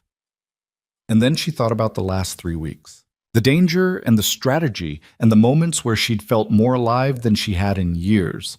She thought about Adrian's admission in the safe house bedroom, about his willingness to let her choose, about the way he'd looked at her in the surveillance van and said stay safe like he actually meant it. I need to understand something, she said finally. Is this about me? Or is this about protecting your organization from prosecution? Both. Adrian's honesty was brutal, but real. I won't lie to you. Marrying you for real protects us both legally. But that's not why I'm asking. I'm asking because over the last 3 weeks, you've become the only person I trust completely. The only person who's seen me at my worst and stayed anyway. The only person who chose to save my life when you could have let Victor finish it. I saved you because of our deal. No. He shook his head slowly.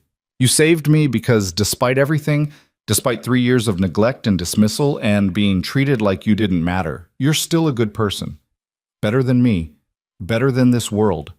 And I don't deserve you, Elena. I know that. But I'm asking anyway. The silence stretched between them, heavy with 3 years of pain and 3 weeks of transformation and one impossible question that would define the rest of their lives. Elena thought about Catherine's apartment, about the simple freedom of a life outside Adrian's dangerous world. She thought about Marcus Chen and the evidence they'd gathered and the divorce that had seemed so important just weeks ago. And she thought about the woman she'd become, not in spite of Adrian's world, but because of it. The woman who could play chess with crime lords and survive. The woman who could make impossible choices and live with the consequences. The woman who'd looked into darkness and found her own strength staring back. That woman didn't need rescuing. She needed partnership, respect, equality. She needed what Adrian was finally, impossibly, offering. If I stay, Elena said slowly, if we do this for real, it's not the marriage we had before. I'm not invisible furniture.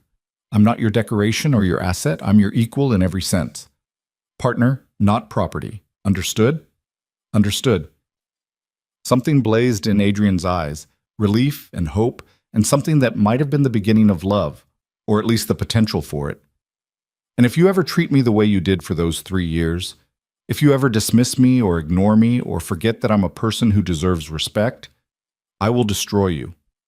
She let him see the steel beneath her words. I know everything about your operation now. Every weakness, every vulnerability. I could bring down your empire if I wanted to. Remember that. I will. Adrian pulled her closer, close enough that she could see the gold flecks in his gray eyes. Is that a yes? Elena thought about the divorce papers gathering dust somewhere, about the freedom she'd craved, about the simple life that would have bored her to tears within a month. She thought about danger and strategy and the strange, fierce partnership they'd built in the middle of chaos. And she thought about the fact that she'd never felt more alive than she had standing beside Adrian Moretti, playing the most dangerous game in the city and winning. That's a yes, she said. But we're doing this right.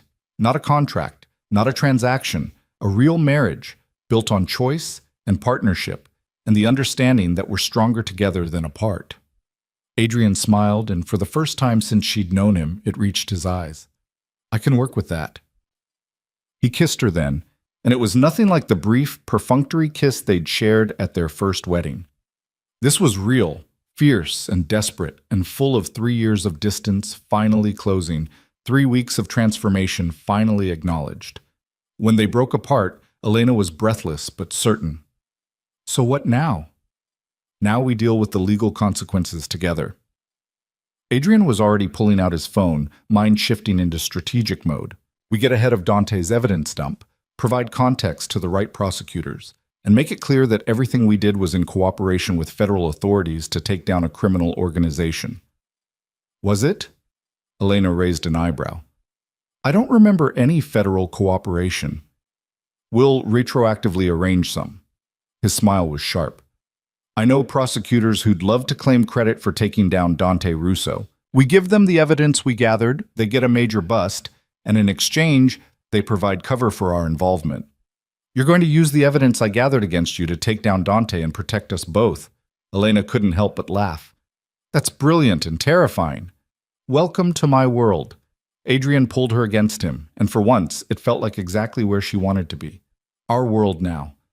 The next 2 weeks were a whirlwind of legal maneuvering, strategic negotiations, and carefully orchestrated press releases. Marcus worked with federal prosecutors to position Adrian and Elena as cooperating witnesses who'd helped infiltrate and dismantle a major criminal organization. The evidence they'd gathered on Dante, combined with the intelligence from his captured associates, resulted in indictments against 17 people and the seizure of millions in illegal assets. Dante himself was arrested trying to flee to Mexico, his empire in ruins, his associates either in custody or fleeing to avoid the same fate. The Castellano family, seeing opportunity in the chaos, attempted to absorb his territory. Adrian shut them down in negotiations so brutal and efficient that Elena found herself taking notes. She'd become what she'd never imagined, an active participant in building an empire instead of passive decoration. Adrian included her in strategy sessions, asked for her observations, valued her insights in ways that made those 3 years of invisibility feel like a distant nightmare. They rebuilt the organization together, cutting out anyone who'd shown even a hint of disloyalty, bringing in new associates who understood that the Moretti household was no longer just Adrian's domain, but a partnership. Elena discovered she had a talent for reading people, for seeing through facades, for knowing when someone was lying or loyal or looking for an angle. You're ruthless, Adrian observed one night after a particularly difficult negotiation where Elena had dismantled an associate's excuse for a failed shipment. I didn't see that coming. You made me ruthless. But there was no accusation in her voice anymore, just acknowledgement. 3 years of surviving your world taught me that soft gets you killed. You just never noticed I was learning. I'm noticing now. 2 months after the chaos with Dante, they stood in the same courthouse where they'd been married 3 years earlier, except this time there was no coercion, no debt hanging over them, no transaction disguised as a ceremony. This time, they chose each other freely, with full knowledge of who they were and what they'd become. Catherine served as witness, crying happy tears that Elena suspected were part relief that her friend had survived and part amazement at how completely everything had transformed. Marcus attended too, having successfully navigated the legal aftermath and become something like family in the process. The ceremony was brief, the vows simple. But when Elena said, "I do," this time, she meant it. When Adrian slipped a new ring onto her finger, not the 5-carat diamond that had been a shackle, but a simpler band that represented choice, she felt the weight of it differently. This was real. This was theirs. Built not on fear or obligation, but on mutual respect and the understanding forged through impossible trials. Afterward, they drove to the mountain estate Adrian owned but had never used, a sprawling property that overlooked the city from enough distance that the empire they'd built seemed small and manageable. They walked through grounds that would require staff to maintain, past gardens that had gone wild with neglect, to a terrace where the sunset painted everything in shades of gold. "I have something for you," Adrian said, pulling out a familiar envelope. Elena's divorce papers. The ones she'd filed 3 months ago that felt like a lifetime ago. "I signed them," he said, holding them out to her.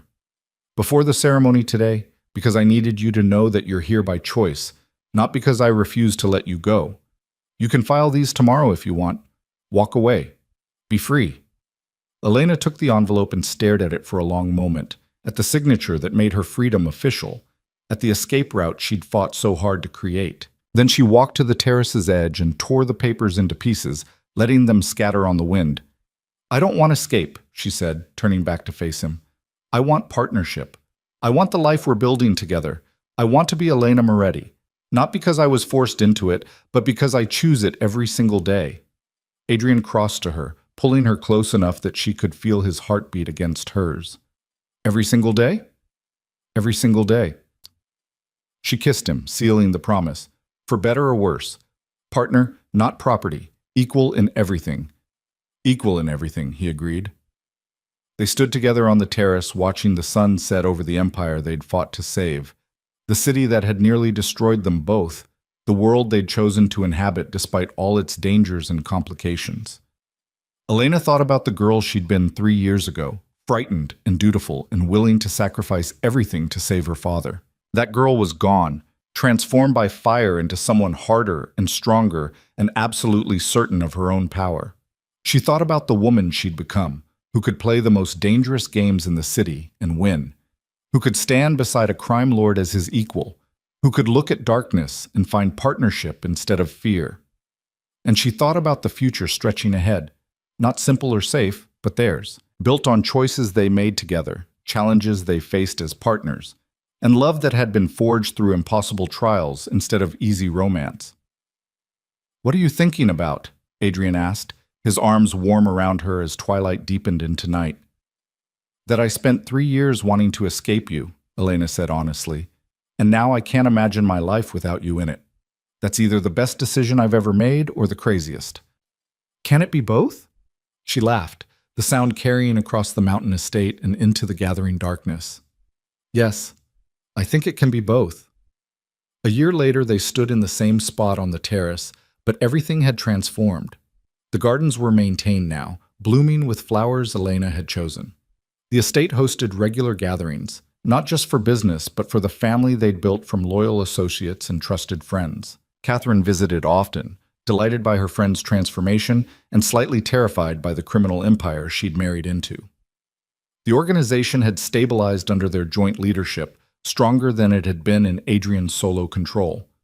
Rivals had learned that attacking the Morettis meant facing both Adrian's ruthless strategy and Elena's ability to see through deception.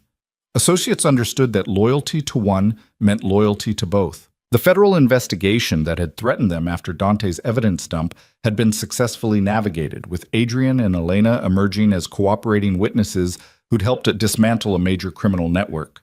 There were still dangers, still threats, still moments when the empire they'd built felt precarious. But they faced everything together. "Do you ever regret it?" Adrian asked as they watched another sunset paint the sky. "Staying? Choosing this life?" Elena considered the question seriously, thinking about the danger and the complexity and the fact that she could never go back to simple normalcy. She thought about board meetings with criminals and negotiations that ended in blood and the constant vigilance required to survive in their world. And she thought about partnership, respect, and love that had grown slowly from impossible circumstances into something real and fierce and absolutely certain. "Not once," she said, turning to face him. "You?" "Not once." Adrian pulled a small box from his pocket and dropped to one knee. Elena stared at him in shock. "What are you doing? We're already married." "We're married because of circumstances and strategy and survival." He opened the box to reveal a ring that caught the sunset light. Not ostentatious, but beautiful, chosen with care instead of purchased for display. "I'm asking you to marry me again," Not because we need to for legal protection, not because it's strategic, but because I love you, Elena Moretti, and I want you to know that every single day I choose you. Will you marry me? Elena felt tears blur her vision, happy tears this time, not the bitter tears she'd cried 3 years ago in a marriage that felt like a funeral. She thought about the girl who'd walked down an aisle out of duty and the woman who stood here now out of choice. Yes, she said, her voice steady despite the emotion. Yes, I'll marry you. Again. For real. Forever. He slipped the ring onto her finger beside the band they'd exchanged 2 months ago and kissed her with all the passion of a man who'd learned to love when he thought he was incapable of it. They married for the third time in the Mountain Estates garden, surrounded by the family they'd chosen and built. No elaborate ceremony this time, no political maneuvering or strategic alliances. Just two people who'd found their way to each other through darkness and danger and impossible choices. Catherine cried through the entire ceremony. Marcus gave a speech about the most complicated divorce case that had ever become a love story. Antonio, who'd witnessed the entire transformation from the driver's seat, admitted to betting on their relationship surviving and winning a substantial amount from other associates who'd thought the marriage was doomed. And when the officiant asked if they took each other as partners in all things, for better or worse, in power and in vulnerability, they answered together, "We do." Not because they had to, not because circumstances forced them, but because they chose it every single day with full knowledge of who they were and what they'd become together. The reception lasted until dawn, filled with laughter and music and the kind of joy that came from surviving impossible odds. As the sun rose over the mountain estate, Elena stood on the terrace one more time, watching light chase away darkness. Adrian joined her, wrapping his arms around her from behind, and they watched the new day begin together. "What now?" Elena asked, echoing the question she'd asked months ago in his office when everything was falling apart. "Now we build something new." Adrian's voice was warm against her ear. "An empire that's ours, not just mine. A partnership that's real. A life we choose every single day." Sounds complicated. Probably. He turned her to face him, and in his eyes she saw everything they'd survived, and everything they'd built, and everything they still had ahead. "But we're good at complicated." Elena laughed and kissed him as the sun rose higher, painting their empire in shades of gold and possibility. She thought about the divorce papers she'd torn apart, about the freedom she'd craved, about the simple life that would have bored her within weeks. And she thought about the life she'd chosen instead, dangerous and complex and absolutely hers, built not on fear or obligation, but on partnership, respect, and love forged through fire into something unbreakable. The empire remained powerful. The enemies remained watchful. The dangers remained real. But this time, their marriage wasn't built on transactions or arrangements or strategic necessity. It was built on choice, partnership, and a love that had survived impossible trials to become something neither of them had believed possible. Elena Moretti, no longer invisible, no longer property, no longer afraid, stood beside her husband watching the sunrise and knew with absolute certainty that she'd finally found what she'd been searching for all along. Not escape, not freedom in isolation, but freedom in partnership, power shared equally, and a love that chose courage over safety, complexity over simplicity, and partnership over solitude every single day for the rest of their lives.